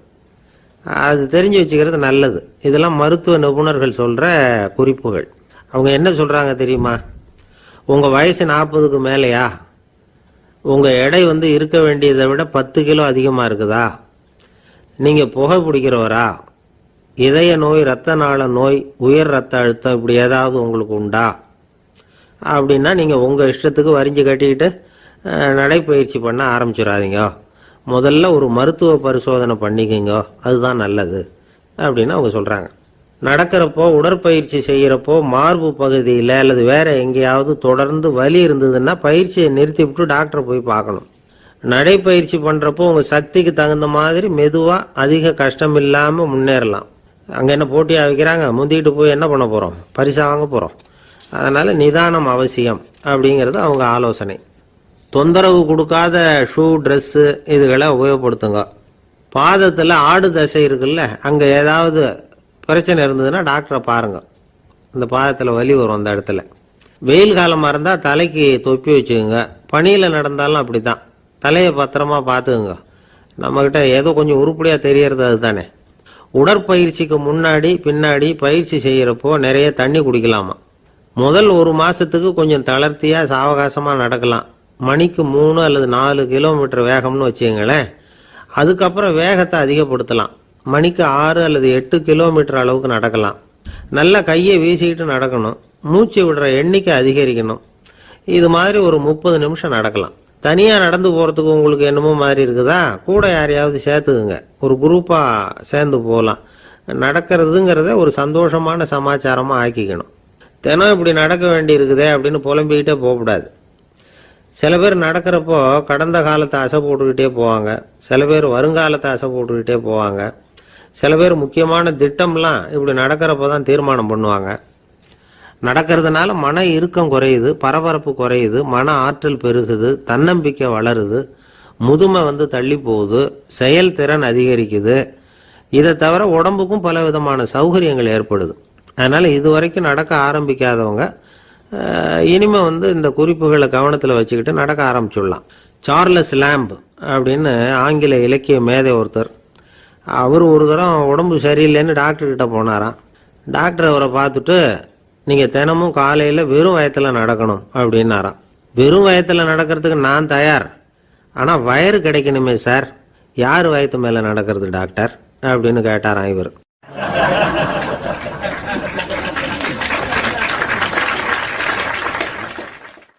எனக்கு ஒரு உதவி செய்யணும் அப்படின்னு நம்மளை பார்த்து ஒருத்தர் கேட்குறாருன்னு வச்சுங்களேன், உடனே நாம் அவரை பார்த்து என்ன உதவின்னு கேட்போம்.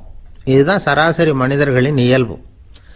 ஆனால் ஒருத்தர் எனக்கு ஒரு உதவி செய்யணும் அப்படின்னு கேட்ட உடனே என்ன உதவின்னு கூட கேட்காம சரி செய்கிறேன் அப்படின்னு ஒத்துக்கிறது இருக்கு பாருங்க, அது கொஞ்சம் அபூர்வம். அந்த காலத்தில் ஒருத்தர் இருந்தார். அவர் எப்படி தெரியுமா, உதவி கேட்குறவங்க நல்லவங்களா கெட்டவங்களா அப்படின்னு கூட பார்க்கல, தனக்கு நன்மையா தீமையா அப்படின்னு கூட பார்க்கல, உதவி செய்கிறேன்னு புறப்பட்டு விட்டார். அவர் யார் தெரியுமா, அவர் தான் நல சக்கரவர்த்தி. அவர் மாதிரி நாமும் உதவி கேட்குறவங்களுக்கு உடனே உதவி செய்கிறதுக்கு தயாராக இருக்கணும் அப்படின்னு சொன்னார் ஒரு ஆன்மீக பேச்சாளர். நல சரித்திரத்தை அவர் சொல்லிக்கிட்டு இருந்தார்.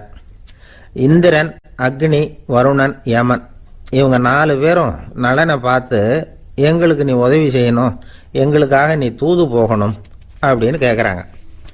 யாருக்கிட்ட தூது போகணும், என்ன காரியத்துக்காக போகணும் அப்படின்னு கேட்கணும்ல. நலன் அப்படி கேட்கவே இல்லை, உடனே சரின்னு ஒத்துக்கிறான். அதுக்கப்புறம் அவங்க விவரம் சொல்கிறாங்க, என்ன உதவி, யாருக்கிட்ட தூது போகணும் அப்படிங்கிற விவரத்தை சொல்கிறாங்க. நலனுக்கும் அப்புறம்தான் புரியுது, எந்த தமயந்தியை இவன் காதலிச்சானோ, எந்த தமயந்தின் சுயம்பரத்துக்காக இவன் போய்கிட்டு இருக்கிறானோ அந்த தமயந்தியை பார்த்து தங்களுக்காக அவகிட்ட வாதாடணும், பேசணும், தங்களில் ஒருத்தரை கல்யாணம் பண்ணிக்கும்படியாக கேட்கணும் அப்படின்னு அவங்க 4 பேரும் நலன்கிட்ட கேட்குறாங்க. இதை கேட்டதும் நலன் கொஞ்சம் கூட முகம் சுளிக்கலை, பதட்டப்படலை. நேராக தமயந்தி கிட்ட போகிறான். இந்திரன், அக்னி, வருணன், யமன் இவங்களோட சிறப்புகளை எடுத்து சொல்கிறான். இவங்களில் ஒருத்தரை கல்யாணம் பண்ணிக்கலாம் அப்படின்னு சொல்லி கேட்டுக்கிறான். ஆனால் இதுக்கு தமயந்தி சம்மதிக்கலை. சுயம்வரம் நடக்குது, அவள் நலனை தேர்ந்தெடுக்கிறாள். அந்த 4 பேரும் நலனுக்கு நிறைய வரங்கள்லாம் கொடுக்குறாங்க. அதுக்கப்புறம் இப்படி போகுது கதை. இதில் நாம் கவனிக்க வேண்டியது என்னென்னா, உதவின்னு கேட்ட உடனே என்ன உதவின்னு கேட்காம சரி செய்கிறேன்னு சொன்னான் பாருங்க, அதை கொஞ்சம் சிந்திக்கணும். செய்கிறேன்னு ஒத்துக்கிட்டதுக்கு அப்புறம் அது என்ன உதவின்னு தெரிஞ்சும் முகம் சுளிக்காமல் அதை செஞ்சான் பாருங்க, அதையும் கொஞ்சம் சிந்திக்கணும். நம்மளும் ஒருத்தன் ஒரு நண்பனை தேடி போனான், எனக்கு ஒரு உதவின்னா சரி சொல்லுன்னா, இப்போ உங்ககிட்ட 2 கார் இருந்தால் என்ன பண்ணுவேன்னா, உடனே அதில் ஒன்று உங்ககிட்ட கொடுத்துருவேன்னா, அவன் உங்ககிட்ட 2 பங்களா இருந்தால் என்ன பண்ணுவேன்னா, அதில் ஒன்று உங்ககிட்ட கொடுத்துருவேன்னா, உங்ககிட்ட 2 பேனா இருந்தால் என்ன பண்ணுவேன்னா, அதில் ஒரு பேனாவை உங்ககிட்ட கொடுக்க மாட்டேன்னா அவன். ஏன்டா அப்படி சொல்கிறேன்னா, ஏன்னா இப்போ நிஜமாவே என்கிட்ட 2 பேனா இருக்குது, அதனால் அப்படி சொல்கிறேன் அப்படின்னு நானா அவன்.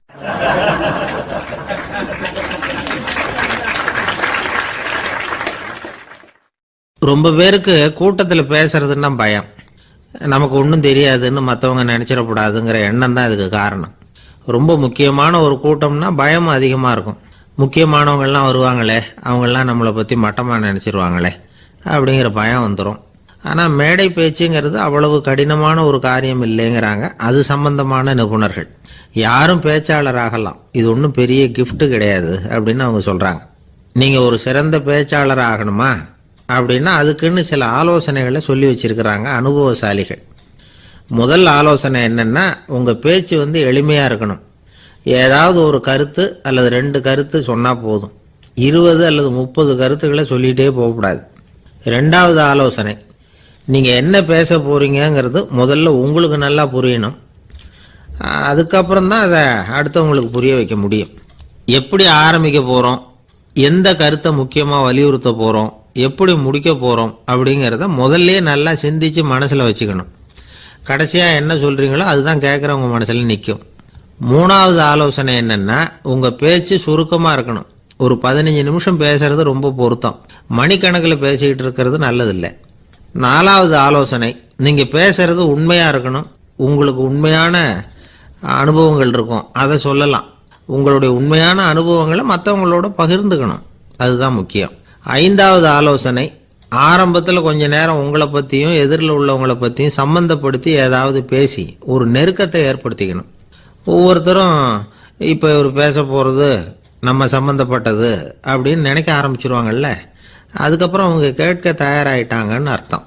எதிரில் உட்காந்துருக்கிற கூட்டத்திலிருந்து 3 பேரை தேர்ந்தெடுங்க. அதாவது வலது பக்கம் ஒருத்தர், நடுவில் ஒருத்தர், இடது பக்கம் ஒருத்தர்.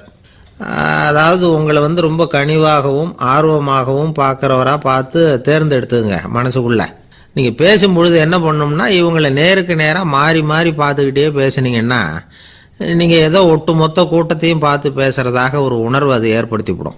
6வது ஆலோசனை என்னென்னா, சொற்பொழிவுன்னா நீங்கள் பேசணும், படிக்கக்கூடாது. எழுதி படிக்கிறது நல்லா இருக்காது. குறிப்புகள் வேணும்னா வச்சுக்கலாம். படிக்கிறது பேப்பர்லேருந்து வர்றது மாதிரி இருக்கும், பேசுறது இதயத்திலேருந்து வர்றது மாதிரி இருக்கும். அப்புறம் 7வது ஆலோசனை சொல்கிறாங்க. அது என்னென்னா, மேடையில் ஏறி நின்ன உடனே இயல்பாக மூச்சை இழுத்து விட்டுங்க, இயல்பு நிலைக்கு வாங்க, அதுக்கப்புறம் இயல்பாக பேச ஆரம்பிக்கலாம் அப்படிங்கிறாங்க. இவ்வளவும் பேச்சு கலையில் வல்லுநர்களாக இருக்கிறவங்க சொல்லுகிற ஆலோசனைகள். இதையெல்லாம் கடைபிடிச்சா நமக்கும் அதுக்கும் வெகு தூரம்னு நினச்சிக்கிட்டு இருந்த ஒன்று இப்போ கிட்டத்தில் நெருங்கி வந்துடும். நாம் சொல்கிறபடியெல்லாம் அது கேட்கும். ஒரு பேச்சாளர், அவருக்கு சுருக்கமாகவே பேச தெரியாது. மேடையில் ஏற்றி விட்டுவிட்டா போதும், ஆரம்பிச்சிருவார், நிறுத்த மாட்டார், பேசிக்கிட்டே இருப்பார். ஒரு தடவை அவர் ஒரு கூட்டத்தில் ரொம்ப நேரம் பேசிக்கிட்டே இருக்கிறார். எதிரில் பொறுமை இழந்த ஒருத்தர் தன்னுடைய கை கடிகாரத்தை காட்டினார். அதை கவனித்த பேச்சாளர், மன்னிக்கணும், கை கடிகாரம் நான் கொண்டுகிட்டு வர மறந்துட்டேன், அதுதான் நேரம் போனதே தெரியல அப்படின்னு சொல்லியிருக்கிறார். இதுக்கு அவர் சொன்னாராம் கோபமா, ஏய்யா கடிகாரத்தை தான் பார்க்க முடியல, மறந்துட்டேன், பக்கத்தில் மாட்டிருக்கிற கேலண்டரையாவது பார்க்கக்கூடாதா அப்படின்னாராம்.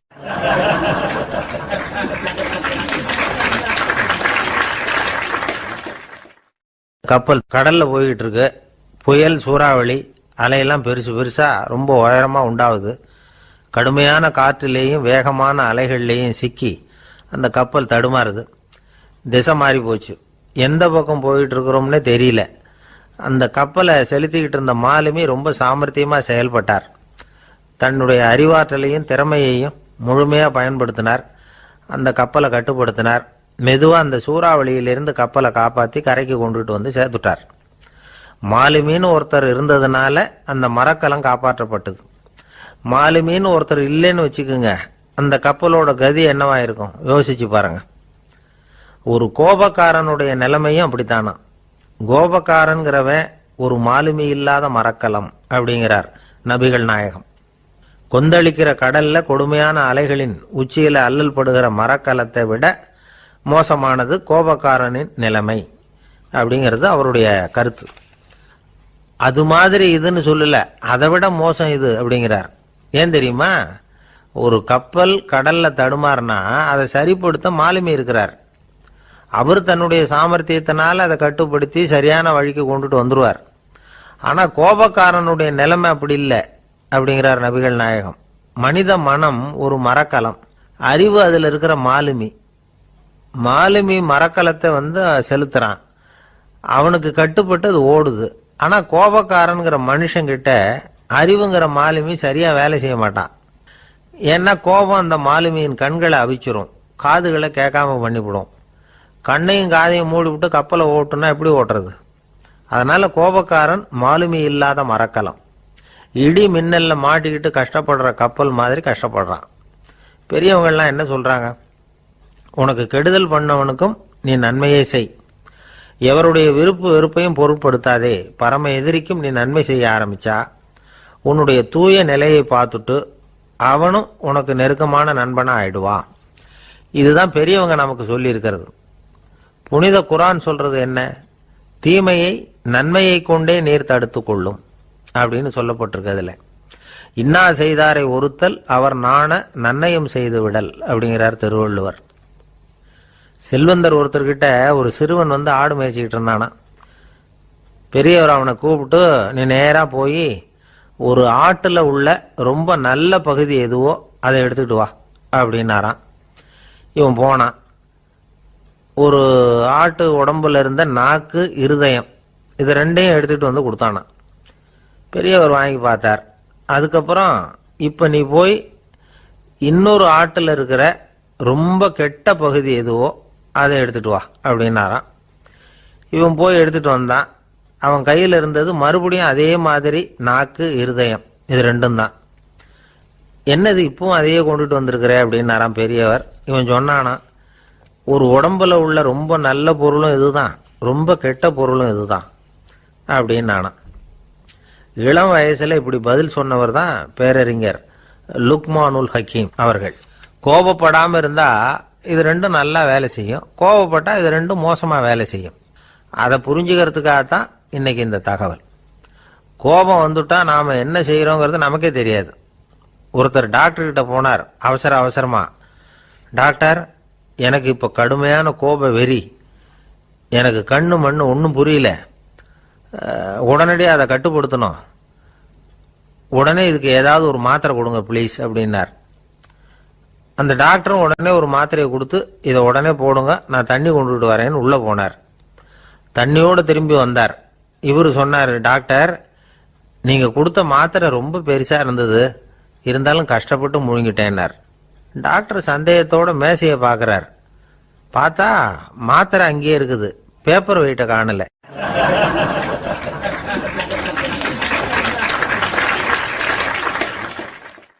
தானத்துல சிறந்தது எது அப்படின்னு ஒரு கேள்வியை கேட்டு, தானத்துல சிறந்தது நிதானம் அப்படின்னு அதுக்கு ஒரு பதிலும் சொல்றவங்க உண்டு. நிதானம் ரொம்ப அவசியம், அதுவும் இன்றைய உலகத்துக்கு ரொம்ப அவசியம். இன்னைக்கு உலகம் ரொம்ப பரபரப்பா போய்கிட்டு இருக்குது. பொறுமையா இருக்கணும்னு நினைக்கிறவங்களால கூட அப்படி இருக்க முடியறதில்ல. பொறுமையை சோதிக்கிறது மாதிரி பல சம்பவங்கள், அதையெல்லாம் சந்திச்சே தீர வேண்டியிருக்குது. எங்க போனாலும் கியூல நிக்க வேண்டியிருக்குது, எங்க போனாலும் காத்துக்கிட்டு இருக்க வேண்டியிருக்கு. ஆபீஸ்லயோ வீட்லயோ கூட நீங்க நிதானமா பொறுமையா நடந்துக்க தெரியலன்னா உங்களுக்கு சிடுமூஞ்சி, முசுடு இப்படிலாம் பேர் வச்சிருவாங்க. அது உங்களுக்கு தேவையா? சரி, வாழ்க்கையில் பொறுமைசாலின்னு பேர் வாங்கறதுக்கு என்ன வழி? முதல் பாயிண்ட், நீங்க நினைக்கிறது, எதிர்பார்க்கறது, செய்யறது எல்லாமே 100% கரெக்டா நடக்கணும்னு ஆசைப்படக்கூடாது. எதுவா இருந்தாலும் அதுல ஓரளவுக்கு தவறு நடக்கலாம் அப்படிங்கறத எதிர்பார்த்தே இருக்கணும். ஓரளவுக்கு அதை அனுமதிக்கணும். ஒரு நண்பரை 6 மணிக்கு ஒரு இடத்துக்கு வர சொல்லி இருக்கிறீங்க, 6 மணிக்கு அவர் வரல, உடனே பொறுமை இழந்து நடந்துக்கப்படாது. ஒரு 10 நிமிஷம் டிலே ஆகலாம். ஒரு வர்ற வழியில பஸ்ஸு கூட ஏதாவது டிராஃபிக்ல மாட்டியிருக்கலாம். அதெல்லாம் எதிர்பார்த்தே கொஞ்சம் காத்திருக்கிறதுல ஒன்றும் தப்பு இல்லை. சில சமயம் டிலே ஆகிறது கூட நல்லதா முடியும். ஒரு பஸ்ஸை தவற விட்டுட்டு, ஐயோ கொஞ்சம் ஒரு 2 நிமிஷம் முன்னாடி வந்திருந்தா பிடிச்சிருக்கலாமே அப்படின்னு தவிச்சுக்கிட்டு இருப்பாங்க சில பேர். அடுத்தபடியாக வர்ற பஸ்ஸு நேரடியாக நீங்கள் போக வேண்டிய இடத்துக்கே கொண்டு போய் விடுற பஸ்ஸாக கூட இருக்கலாம். அது உங்களுக்கு முன்னாடி தெரியாதுல்ல. சில நெருக்கடியான சூழ்நிலைகளை தமாஷா எடுத்துக்கிறதுக்கு பழகிக்கணும். சில இடங்களுக்கு போகிறப்ப காத்திருக்கிறதுக்கு நம்ம மனசை தயார்படுத்திக்கிட்டே போகணும். ஒரு ரயிலுக்கோ பஸ்ஸுக்கோ அல்லது விமானத்துக்கோ கப்பல் பிரயாணத்துக்கோ போகிறப்போ அங்கே போய் நீங்கள் மணிக்கணக்கில் கூட காத்துக்கிட்டு தான் இருக்கணும். புறப்படுற நேரம் கூட மாறலாம். நீங்கள் போய் சேர்ந்ததும் அது உடனே புறப்படணும்னு கட்டாயமாக என்ன? அது மாதிரி சமயத்தில் படிக்கிறதுக்குன்னு சில சுவாரஸ்யமான புத்தகங்களையும் கையில் எடுத்துக்கலாம். உங்களை சுற்றி எவ்வளவோ சுவாரஸ்யமான சம்பவங்கள் நடந்துக்கிட்டு இருக்குதுல்ல, அதையெல்லாம் வேடிக்கை பாருங்கள். எதுக்காக காத்துக்கிட்டு இருக்கிறோமோ அந்த காரியத்தில் உண்மையாகவே நமக்கு ஒரு அக்கறை இருந்தால் நமக்கு போர் அடிக்காது.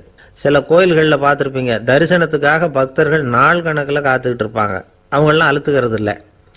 ஆண்டவனை தரிசிக்கணுங்கிற உண்மையான அக்கறை இருக்கிறதுனால அவங்களுக்கு போர் அடிக்கிறது இல்லை. ஆனால் சில சினிமா தியேட்டரில் கூட பார்க்கலாமே, சினிமா கியூ கூட அப்படி தான். சாயந்தரம் 6 மணி ஆட்டத்துக்கு காலம்பரம் 6 மணிக்கே போய் கூட காத்துக்கிட்டு இருப்பாங்க. அவங்களுக்கெல்லாம் போர் அடிக்காது, படம் பார்க்குற ஆர்வம். இன்னொரு முக்கியமான விஷயத்த நாம் பழக்கப்படுத்திக்கணும். லிவ் ஃபார் தி மூமெண்ட் அப்படிங்கிறாங்க நிபுணர்கள். ரொம்ப பேர் எப்படின்னா அடுத்தபடியாக நடக்க போகிற விஷயத்திலேயே கவனமாக இருப்பாங்க. அந்த நினைப்புலேயே இந்த நிமிஷத்தை பொறுமை இல்லாமல் கழிப்பாங்க. ஒருத்தர் இருக்கார், அவர் எப்படின்னா ஆஃபீஸ் முடியறதுக்குள்ளேயே சார் 5 மணிக்கெல்லாம் ரெடியாக இருங்க, நாம் அந்த ஹோட்டலில் போய் டிஃபன் சாப்பிட்ணும் அப்படின்னு 4 மணிலேருந்து சொல்லிகிட்டு இருப்பார். 4:55 பரபரப்பாக ஓடி வருவார். 2 பேரும் புறப்படுவோம், ஹோட்டலுக்கு போவோம், சாப்பிட்டுக்கிட்டு இருப்போம். அப்படி சாப்பிட்டுட்டு இருக்கிறப்ப, சார் சார் சாப்பிட்டு முடிச்சதும் நேராக ஒரு ஜவுளி கடைக்கு போகிறோம் அப்படிம்பார். பரபரக்க சாப்பிட்டு முடிப்பார், புறப்படுவார். ஜவுளி கடையில் அவசர அவசரமாக சீக்கிரம் பில் போடுங்க சார், சினிமாவுக்கு நேரம் ஆகிடும்பார். சினிமா தியேட்டரில் உட்காந்து அடுத்தபடியாக எங்கே டின்னர் சாப்பிட்றதுன்னு யோசனை பண்ணிகிட்டு இருப்பார். ராத்திரி படுக்கையில் விழுந்ததுக்கு அப்புறமும் நாளைக்கு காலையில் எழுந்திரிச்சதும் அதை பண்ணணும் இதை பண்ணணும்னு திட்டம் போட்டுக்கிட்டே இருப்பார். அதாவது எப்பவும் அடுத்த நிமிஷம், அடுத்த நாள், அடுத்த வாரம், அடுத்த வருஷம், இதுதான் அவங்க சிந்தனை. இந்த நிமிஷம் என்ஜாய்மெண்ட்டை அவங்க இழந்துடுறாங்களாம். அதனால தான் வாழ்நாள் பூரா பொறுமையின்மை, அவஸ்தை, அல்லல். அதனால் நாம் எல்லாரும் வாழ்க்கையில் நிதானமாக இருக்கிறதுக்கு கற்றுக்கணுமா. அதுக்காக இந்த நிதானத்துக்கு வேறு விதமான அர்த்தம் பண்ணிக்கக்கூடாது. ஒருத்தர் அப்படித்தான் ஒரு தடவை அவருடைய குதிரை காணாமல் போயிட்டு தான். அதுக்காக அவர் கவலைப்படலை, நிம்மதியாக இருந்தார், சந்தோஷமாக இருந்தார். என்ன சார் இது, உங்கள் குதிரை திருட்டு போயிட்டுதுங்கிறீங்க, நீங்கள் கவலைப்படாமல் இருக்கிறீங்களே அப்படின்னு கேட்டாங்களாம். அதுக்கு அவர் சொல்லியிருக்கார், நல்ல வேளை சார், கட்டியிருந்த குதிரை காணாமல் போயிருக்குது. நான் அது மேலே உட்காந்துருக்கிற சமயம் அது காணாமல் போயிருந்ததுன்னா, திருட்டு போயிருந்ததுன்னா நானும் சேர்ந்தில் காணாமல் போயிருப்பேன் அப்படின்னாராம். எவ்வளவு நிதானமான ஆள் பாருங்க.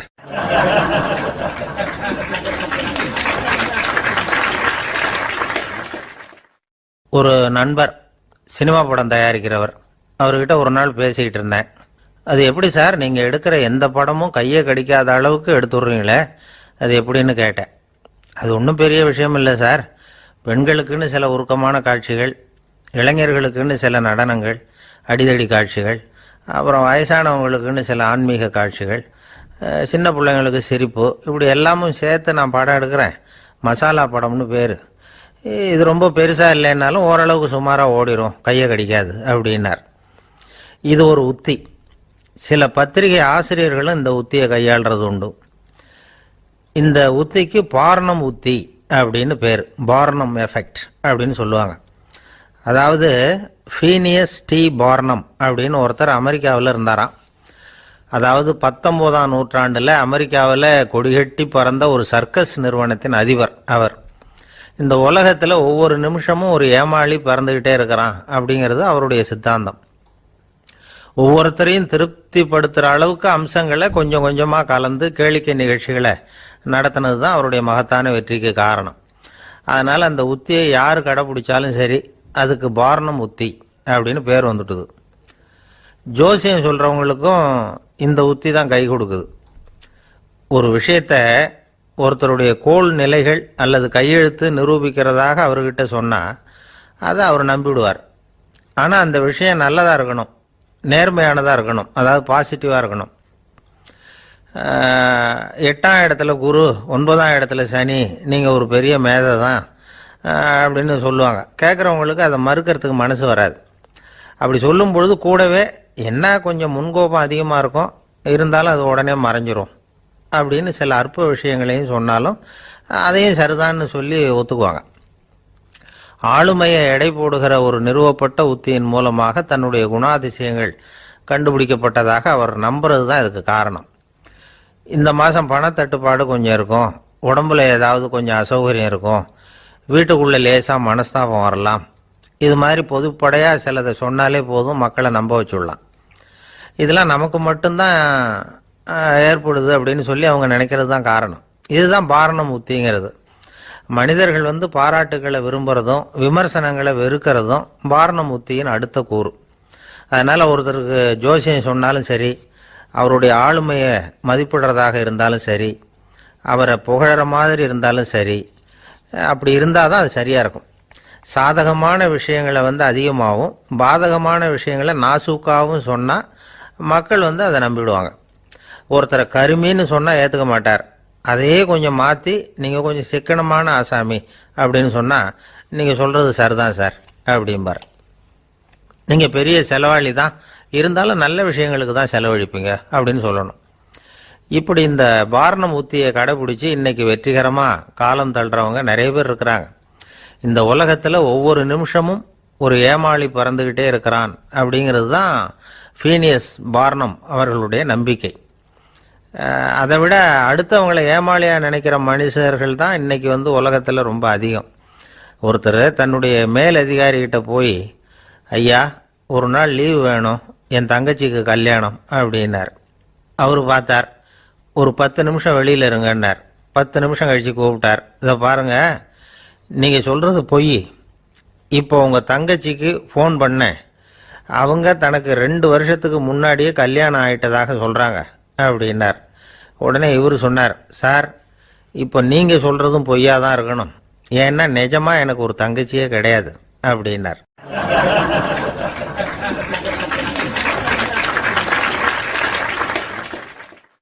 ஒரு நாள் காலை நேரம் ஒரு குரு படுக்கையை விட்டு எழுந்திருக்கிறார். உடனே சீடர்களை பார்த்து எல்லாரும் இப்படி வாங்கங்கிறார். எல்லாரும் வர்றாங்க வேகமாக. என்னங்க வேணும் உங்களுக்கு அப்படிங்கிற மாதிரி எல்லாரும் குருவை பார்த்தாங்க பயபக்தியோட. குரு அந்த சீடர்களை பார்த்து, இதை பாருங்க, இப்போ நான் ஒரு சிக்கலான விவகாரத்தில் மாட்டிக்கிட்டு இருக்கிறேன், அதை நீங்கள் தீர்த்து வச்சா நல்லதுன்னார். சீடர்களுக்கு ஒன்றும் புரியல. என்ன இது இவர் இப்படி சொல்கிறாரு? நமக்குள்ள எல்லா விவகாரங்களையும் தீர்த்து வைக்கிறவர் நம்ம குருநாதர். அவருடைய விவகாரத்தை நாம் தீர்த்து வைக்கிறதா? ஆச்சரியமாக இருக்குதே, குருநாதருக்கே சிக்கலா அப்படின்னு யோசனை பண்ண ஆரம்பித்தாங்க. இருந்தாலும் ரொம்ப பணிவாக கேட்டாங்க, சுவாமி உங்களுக்கே சிக்கலா? இந்த உலகத்து சிக்கல்களுக்கும் சிரமங்களுக்கும் அப்பாற்பட்டவர் அல்லவா தாங்கள்? அப்படிப்பட்ட உங்களுக்கு சிக்கல்னா அது எப்படி அப்படின்னாங்க. எனக்கு ஏற்பட்டிருக்கிற சிக்கல் அவ்வளவு பெருசு, ரொம்ப பெரிய விவகாரம் அது அப்படின்னார் குரு. கொஞ்சம் விவரமாக சொல்லுங்க அப்படின்னாங்க இவங்க. இப்போ அந்த குரு விவரத்தை சொன்னார். அதாவது நேற்று ராத்திரி நான் ஒரு கனவு கண்டேன். அந்த கனவில் நான் ஒரு பட்டாம்பூச்சியாக மாறிட்டேன். அப்படி மாறி ஒவ்வொரு மலராக பறந்து போய் உட்காந்து தேன் சாப்பிட்டேன் அப்படின்னார். சீடர்கள் இதை கேட்டதும் ரொம்ப திகைச்சு போயிட்டாங்க. என்ன இது, இது ஒரு பெரிய பிரச்சனையா?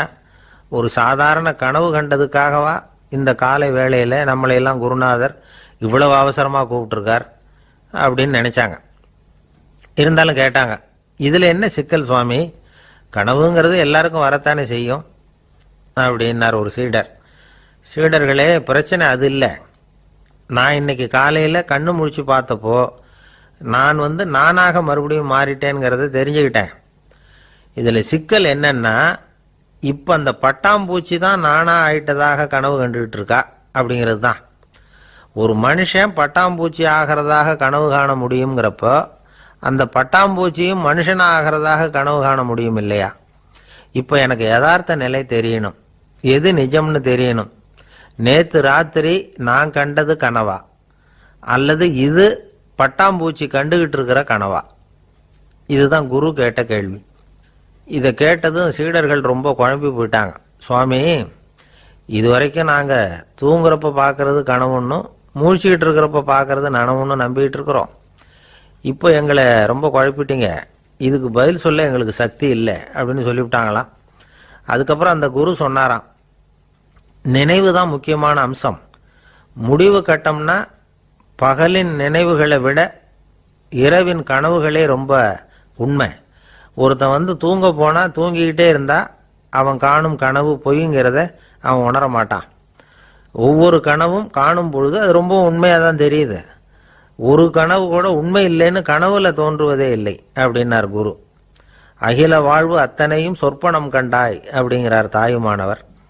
ஆகையினால நம்ம கனவுலேருந்து நாம் என்னைக்கு முழிச்சிக்க போகிறோம் அப்படிங்கிறது தான் ஒரு முக்கியமான கேள்வி. ஒருத்தர் வந்தார், காலில் கட்டோடு வந்தார். என்னங்க காலில் கட்டுன்னு? சார், நேற்று ராத்திரி தூக்கத்தில் எங்கள் வீட்டு கூரையில் ஏணியை சாத்தி வச்சு இறங்கினப்போ வழுக்கி விழுந்து காலை உடச்சிக்கிட்டேன்னார். உங்கள் வீட்டில் தான் ஏணியே கிடையாது சார் அப்படின்னு. உண்மைதான் சார், நான் கீழே விழுந்து முழிச்சுக்கிட்டதுக்கு அப்புறம் தானே ஏணி இல்லைங்கிறது எனக்கு ஞாபகம் வந்தது அப்படின்னார்.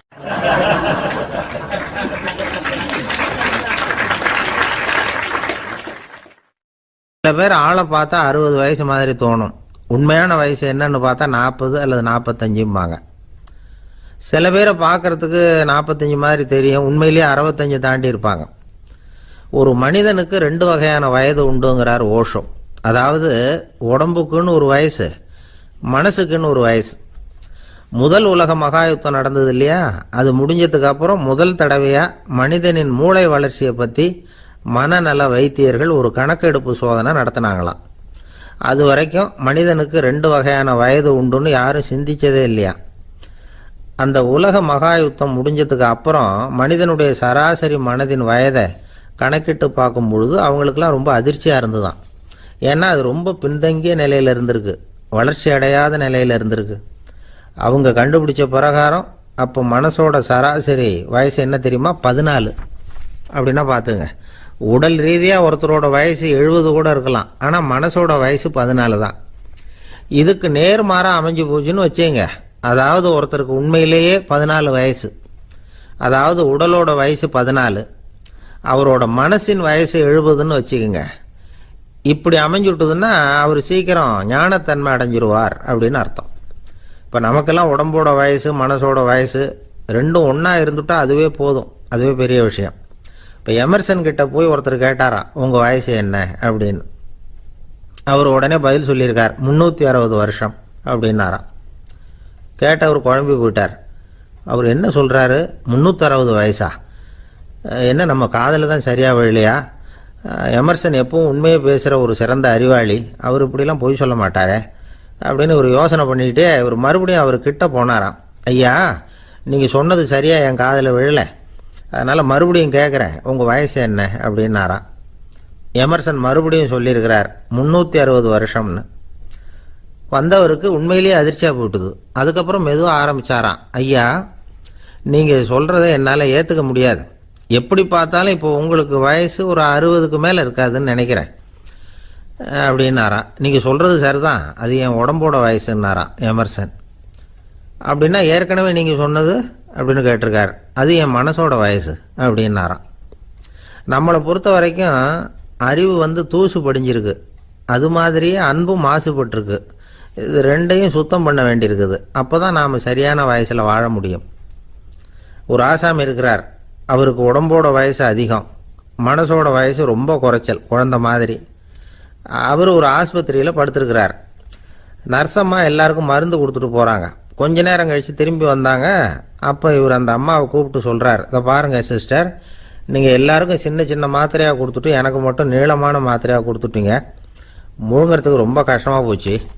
இனிமேல் எனக்கும் சின்ன மாத்திரையாக கொடுங்க சிஸ்டர் அப்படின்னாராம். அந்த அம்மா உடனே அதிர்ச்சியாகி தலையில் அடிச்சுக்கிட்டாங்களாம்.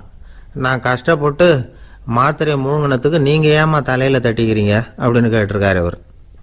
இதுக்கு அவங்க சொல்லியிருக்கிறாங்க, நான் உங்களுக்கு கொடுத்துட்டு போனது மாத்திரை இல்லைங்க, அது தெர்மாமீட்டர் அப்படின்னாங்களாம்.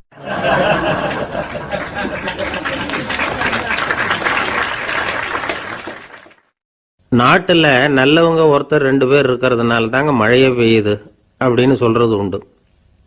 நல்லார் ஒருவர் உளரேல் அவர் பொருட்டு எல்லாருக்கும் பெய்யும் மழை. சில சமயம் ரொம்ப பேர் திடீர்னு நல்லவங்களா ஆயிடுவாங்க போல இருக்கு. அதனால தான் விடாம பேய் மழையா கொட்டி தீர்த்துடுது. எல்லாரும் நல்லவங்களாயிட்டா உலகமே தாங்காது போல இருக்க. அப்பப்போ ஒருத்தர் 2 பேர் நல்லவங்களாகணும், அப்பதான் சீரா மழை பெய்யும். மாசத்துக்கு 3 பேர் நல்லவங்களானா மாதம் மும்மாரி பொழியும். இதெல்லாம் வேடிக்கை பேச்சு. இப்போ இதெல்லாம் ஒரு பக்கம் இருக்கட்டும், இப்போ விஷயத்துக்கு வருவோம். ஒரு கும்பல்ல நல்லவன் யாரு அப்படிங்கிறத எப்படி கண்டுபிடிக்கிறது? இதுக்கு ஒரு வேடிக்கை கதை உண்டு. என்னுடைய நண்பர் ஒருத்தருக்கு அவங்க பாட்டியம்மா சொன்ன கதையா அது. அது என்ன கதைன்னா, ஒரு ஊர்ல ஒரு சமயம் பலமான மழை பெய்ய ஆரம்பிச்சுட்டு தான். இடி மின்னல் ரொம்ப கடுமையா இருந்திருக்குது. ஆரம்பிச்ச மழை வர வர கடுமையா ஆகிட்டு இருக்குதே தவிர நிக்கிற பாடா தெரியல. ஊர் ஜனங்கள்லாம் பார்த்தாங்க. இதுக்கு மேலேயும் வீட்டு உள்ள இருந்தா ஆபத்துங்கிறத புரிஞ்சுக்கிட்டாங்க. ஏன்னா வீடெல்லாம் இடிஞ்சு விழுந்துருமோங்கிற பயம். உடனே எல்லாரும் புறப்பட்டு ஊருக்கு பொதுவா இருந்த ஒரு மண்டபத்துல போய் தங்கிக்கிட்டாங்க. மின்னல் கடுமையா இருந்தது, இடி எந்த நேரத்திலையும் விழலாம்ங்கிற நிலைமை, எப்போ விழலாம்னு பார்த்துக்கிட்டு இருக்குது. அந்த மண்டபத்தில் இருந்த ஜனங்கள் மனசுக்குள்ள ஒரு பயம். நம்ம கூட்டத்தில் யாராவது ஒரு கெட்டவன் பாவம் பண்ணவன் இருந்தா கூட இடி இந்த மண்டபத்தில் விழுந்துரும், அது எல்லாருக்கும் ஆபத்து அப்படின்னு நினைச்சாங்க. சரி, இதுக்கு என்ன பண்ணலாம் அப்படின்னு யோசனை பண்ணாங்க. அந்த கூட்டத்தில் ஒரு பெரியவர் இருந்தார். அவரு ஒரு யோசனை சொன்னார். இதை பாருங்க, அதுக்கு ஒரு வழி இருக்கு. அதோ எதிர்த்தாப்புல கொஞ்சம் தூரத்தில் ஒரு உயரமா மரம் ஒன்று இருக்கு பாருங்க. பொதுவா இடி சுலபமா விழறது அது மாதிரி உயரமான மரத்துல தான். நம்ம கூட்டத்தில் இருக்கிறவங்க எல்லாரும் ஒவ்வொருத்தரா போய் அந்த மரத்தை தொட்டு விட்டு திரும்பி வந்துடணும். நம்மள பாவம் பண்ணவன் யாரோ அவன் அந்த மரத்தை தொடுற சமயத்துல இடி விழுந்துரும், அவன் மட்டும் போயிடுவான், மண்டபத்தில் இருக்கிற நாமெல்லாம் பொழைச்சிக்கலாம் அப்படின்னு ஐடியா கொடுத்தாரு அந்த பெரியவர். இது நல்ல யோசனையா பட்டது. எல்லாரும் ஒத்துக்கிட்டாங்க. ஒவ்வொருத்தரா போய் அந்த மரத்தை தொட்டு விட்டு திரும்பி வந்தாங்க. இடி எதுவும் விழல. இன்னமும் பாவம் பண்ண ஆசாமி அதை போய் தொடலை போல இருக்கு அப்படின்னு நினைச்சுக்கிட்டாங்க. ஒவ்வொருத்தரா போறாங்க, எல்லாரும் போய் தொட்டுக்கிட்டு வந்தாச்சு. இன்னும் ஒரே ஒரு ஆசாமி தான் பாக்கி. கடைசியா இருந்த அந்த ஆள் பயந்துட்டான்.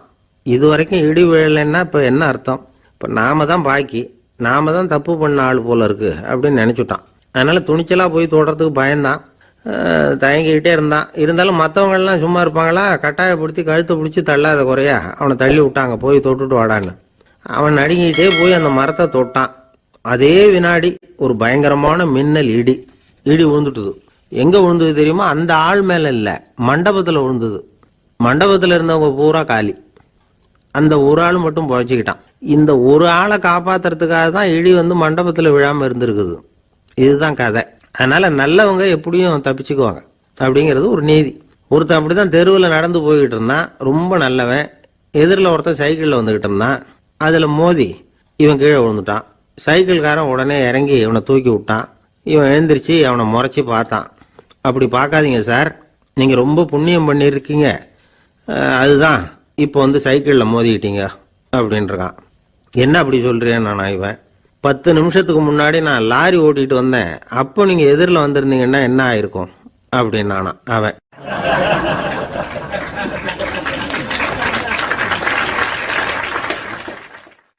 எனக்கு அதிர்ஷ்டமே இல்லை சார் அப்படின்னாரு ஒருத்தர். ஏன் அப்படி சொல்றீங்கன்னு கேட்டோம். வியாபாரம் பண்ணலாம்னு ஒரு கடை வச்சேன், வேண்டியப்பட்டவங்க கூட என் கடையில் எதுவும் வாங்க மாட்டேங்கிறான், எல்லாரும் அடுத்த கடைக்கு தான் போறான் அப்படின்னு சொல்லி ரொம்ப அழுத்துக்கிட்டார். இதுக்கு போய் அதிர்ஷ்டம் இல்லைன்னு சொல்லாதீங்க, வாடிக்கையாளர்களை கவர்றது எப்படிங்கிறது உங்களுக்கு தெரியல, அதுதான் குறை அப்படின்னும். சார் உங்களுக்கு தெரிஞ்ச அந்த ரகசியத்தை எனக்கும் கொஞ்சம் சொல்லி கொடுங்களேன் அப்படின்னார். சரி உங்க காதை இப்படி கொடுங்க அப்படின்னு சொல்லி அது சம்பந்தமா பெரிய வல்லுநர்கள் சொல்லி இருக்கிற கருத்துக்களை அவர்கிட்ட சொல்ல ஆரம்பிச்சோம். அதாவது இந்த வாடிக்கையாளர்களை கவர்றதுக்கு வல்லுநர்கள் பல ஆலோசனைகளை ஏற்கனவே சொல்லி வச்சிருக்கிறாங்க. அது சம்பந்தமா அனுபவப்பட்டவங்க, அதை தெரிஞ்சு வச்சுக்கணும். அதாவது கடை வச்சிருக்கிறவங்க எல்லாரும் இதை கொஞ்சம் காதில் வாங்கி வச்சுக்கணும். எதை இப்ப சொல்ல போறத. எப்பவும் பணத்தை சம்பாதிக்கிறதுலயே குறியா இருக்கக்கூடாதான்.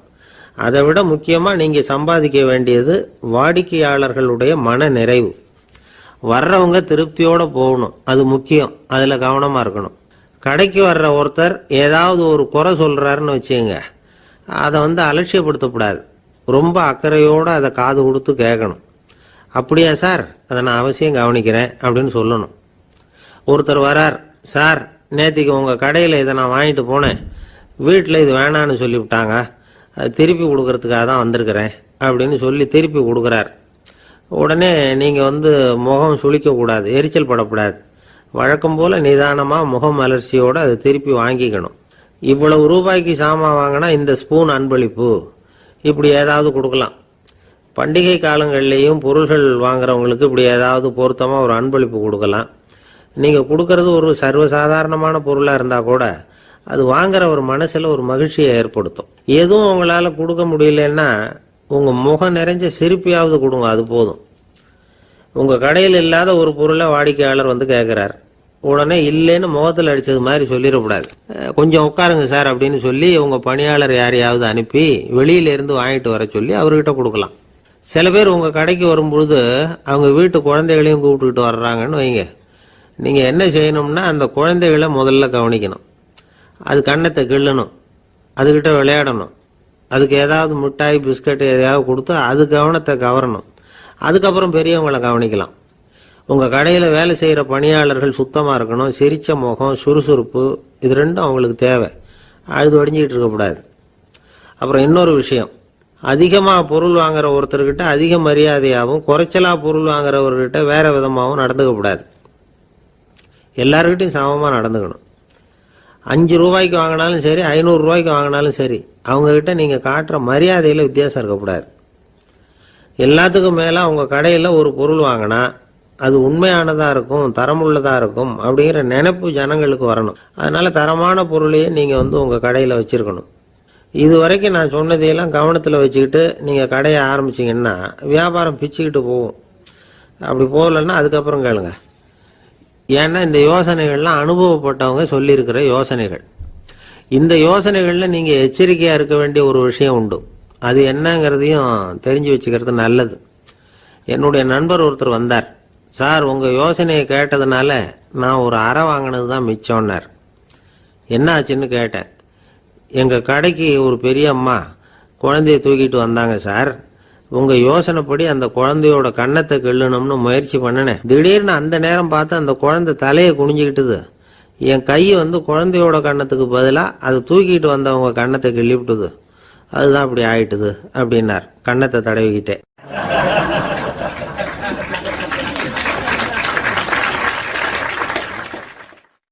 ஒரு நாள் ஒரு 10-15 பள்ளிக்கூடத்து பிள்ளைங்க தேடிட்டு வந்தாங்க. உங்களை பார்த்துட்டு தான் போகணும், அதுக்காக தான் வந்திருக்கோம்னாங்க. என்ன விஷயம்னு கேட்டோம். நாங்கள்லாம் கூடி ஒரு முடிவு பண்ணியிருக்கிறோம், அதை உங்ககிட்ட சொல்லணும் அப்படின்னாங்க. அதுவும் ஒரு வாண்டு பையன் அதை சொன்னான். என்ன முடிவு அது அப்படின்னு கேட்டோம் ரொம்ப ஆர்வமாக. அதை இப்போ சொல்ல மாட்டோம், எங்களுக்கு பிடிக்கிற மாதிரி ஏதாவது ஒரு தகவல் சொன்னால் அதுக்கப்புறம் நாங்கள் அதை சொல்கிறோம் அப்படின்னா அந்த வாண்டு பையன். சரி, சின்ன பையன்கிட்ட இன்னைக்கு வசமாக மாட்டிக்கிட்டோம் அப்படின்னு நினச்சிக்கிட்டு அவங்களுக்கு தகுந்த மாதிரி ஒரு கதை சொல்ல ஆரம்பித்தோம். அது என்ன கதைன்னா, ஒரு பெரிய காடு, அதில் பலவிதமான மிருகங்கள். அந்த காட்டுக்கு ஒரு சிங்கம் தான் ராஜா. எப்பவும் காட்டுக்கு அது தானே ராஜா. ஒரு பெரிய யானைக்கு இது பொறுக்கலை. என்ன இது, எப்போ பார்த்தாலும் இங்கே சிங்கத்துக்கே ராஜா பதவி கிடைக்குது, நான்லாம் எவ்வளவு பலசாலியாக இருக்கிறேன், அப்படி இருந்தும் எனக்கு அந்த பதவி கிடைக்கலையே அப்படின்னு தனக்குள்ளே பொறுமிக்கிட்டே இருந்தது.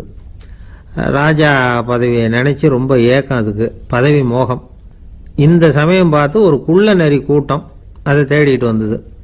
ஐயா பெரியவங்களே, நீங்கள் இந்த காட்டுக்கு ராஜாவாக இருக்க ஆசைப்படுறீங்க, அதில் ஒன்றும் தப்பு இல்லை. ஆனால் அதுக்கு முன்னாடி நீங்கள் எங்கள் கூட்டத்துக்கு கொஞ்ச நாள் தலைவராக இருங்க, அதாவது ராஜாவாக இருங்களேன், உங்களுக்கும் ஒரு ட்ரைனிங் கிடைச்சது மாதிரி இருக்கும் அப்படின்னு சொல்லியிருக்குது இந்த கூட்டம், குள்ள நரி கூட்டம். இதை கேட்ட உடனே யானைக்கு ரொம்ப சந்தோஷம் தாங்கலை. அதுதான் எப்போன்னு பதவிக்காக காத்துக்கிட்டு இருக்குதே. இருந்தாலும் கொஞ்சம் பிகுவோட, சரி நீங்கள்லாம் இவ்வளவு தூரம் என்னை தேடிட்டு வந்து கேட்கறதுனால மறுக்க முடியல அப்படின்னு ரொம்ப ஏதோ அவளுக்கு சிரமப்பட்டு ஒத்துக்கிறது மாதிரி ஒத்துக்கிட்டது. ஏதோ உங்கள் ஆசைக்கு கட்டுப்படுறேன், கொஞ்ச நாள் உங்கள் கூட்டத்துக்கு ராஜாவாக இருக்கிறதுக்கு சம்மதிக்கிறேன் அப்படின்னுது. உடனே அந்த யானை ராஜ நட போட ஆரம்பிச்சிட்டுது. யானை சாதாரணமாக நடந்தாவே எப்படி இருக்குங்கிறது நமக்கு தெரியும். அதுவே ராஜ நட நடந்தால் எப்படி இருக்கும் கற்பனை பண்ணி பாருங்கள். யானை முன்னாடி கம்பீரமாக போய்கிட்டு இருக்குது, தலைவர் இல்லையா, அதனால் குள்ள நரிகள்லாம் ரொம்ப அடக்கமாக அது பின்னாடி அணிவகுத்து போயிட்டு இருக்குது. ராஜா வாழ்க, மன்னர் வாழ்க அப்படின்னு கோஷம் வேற. யானைக்கு தலைகால புரியல, அவ்வளவு சந்தோஷம். அந்த யானைக்கு செருக்கு, ஆணவம் எல்லாம் ஏற்பட்டு போச்சு.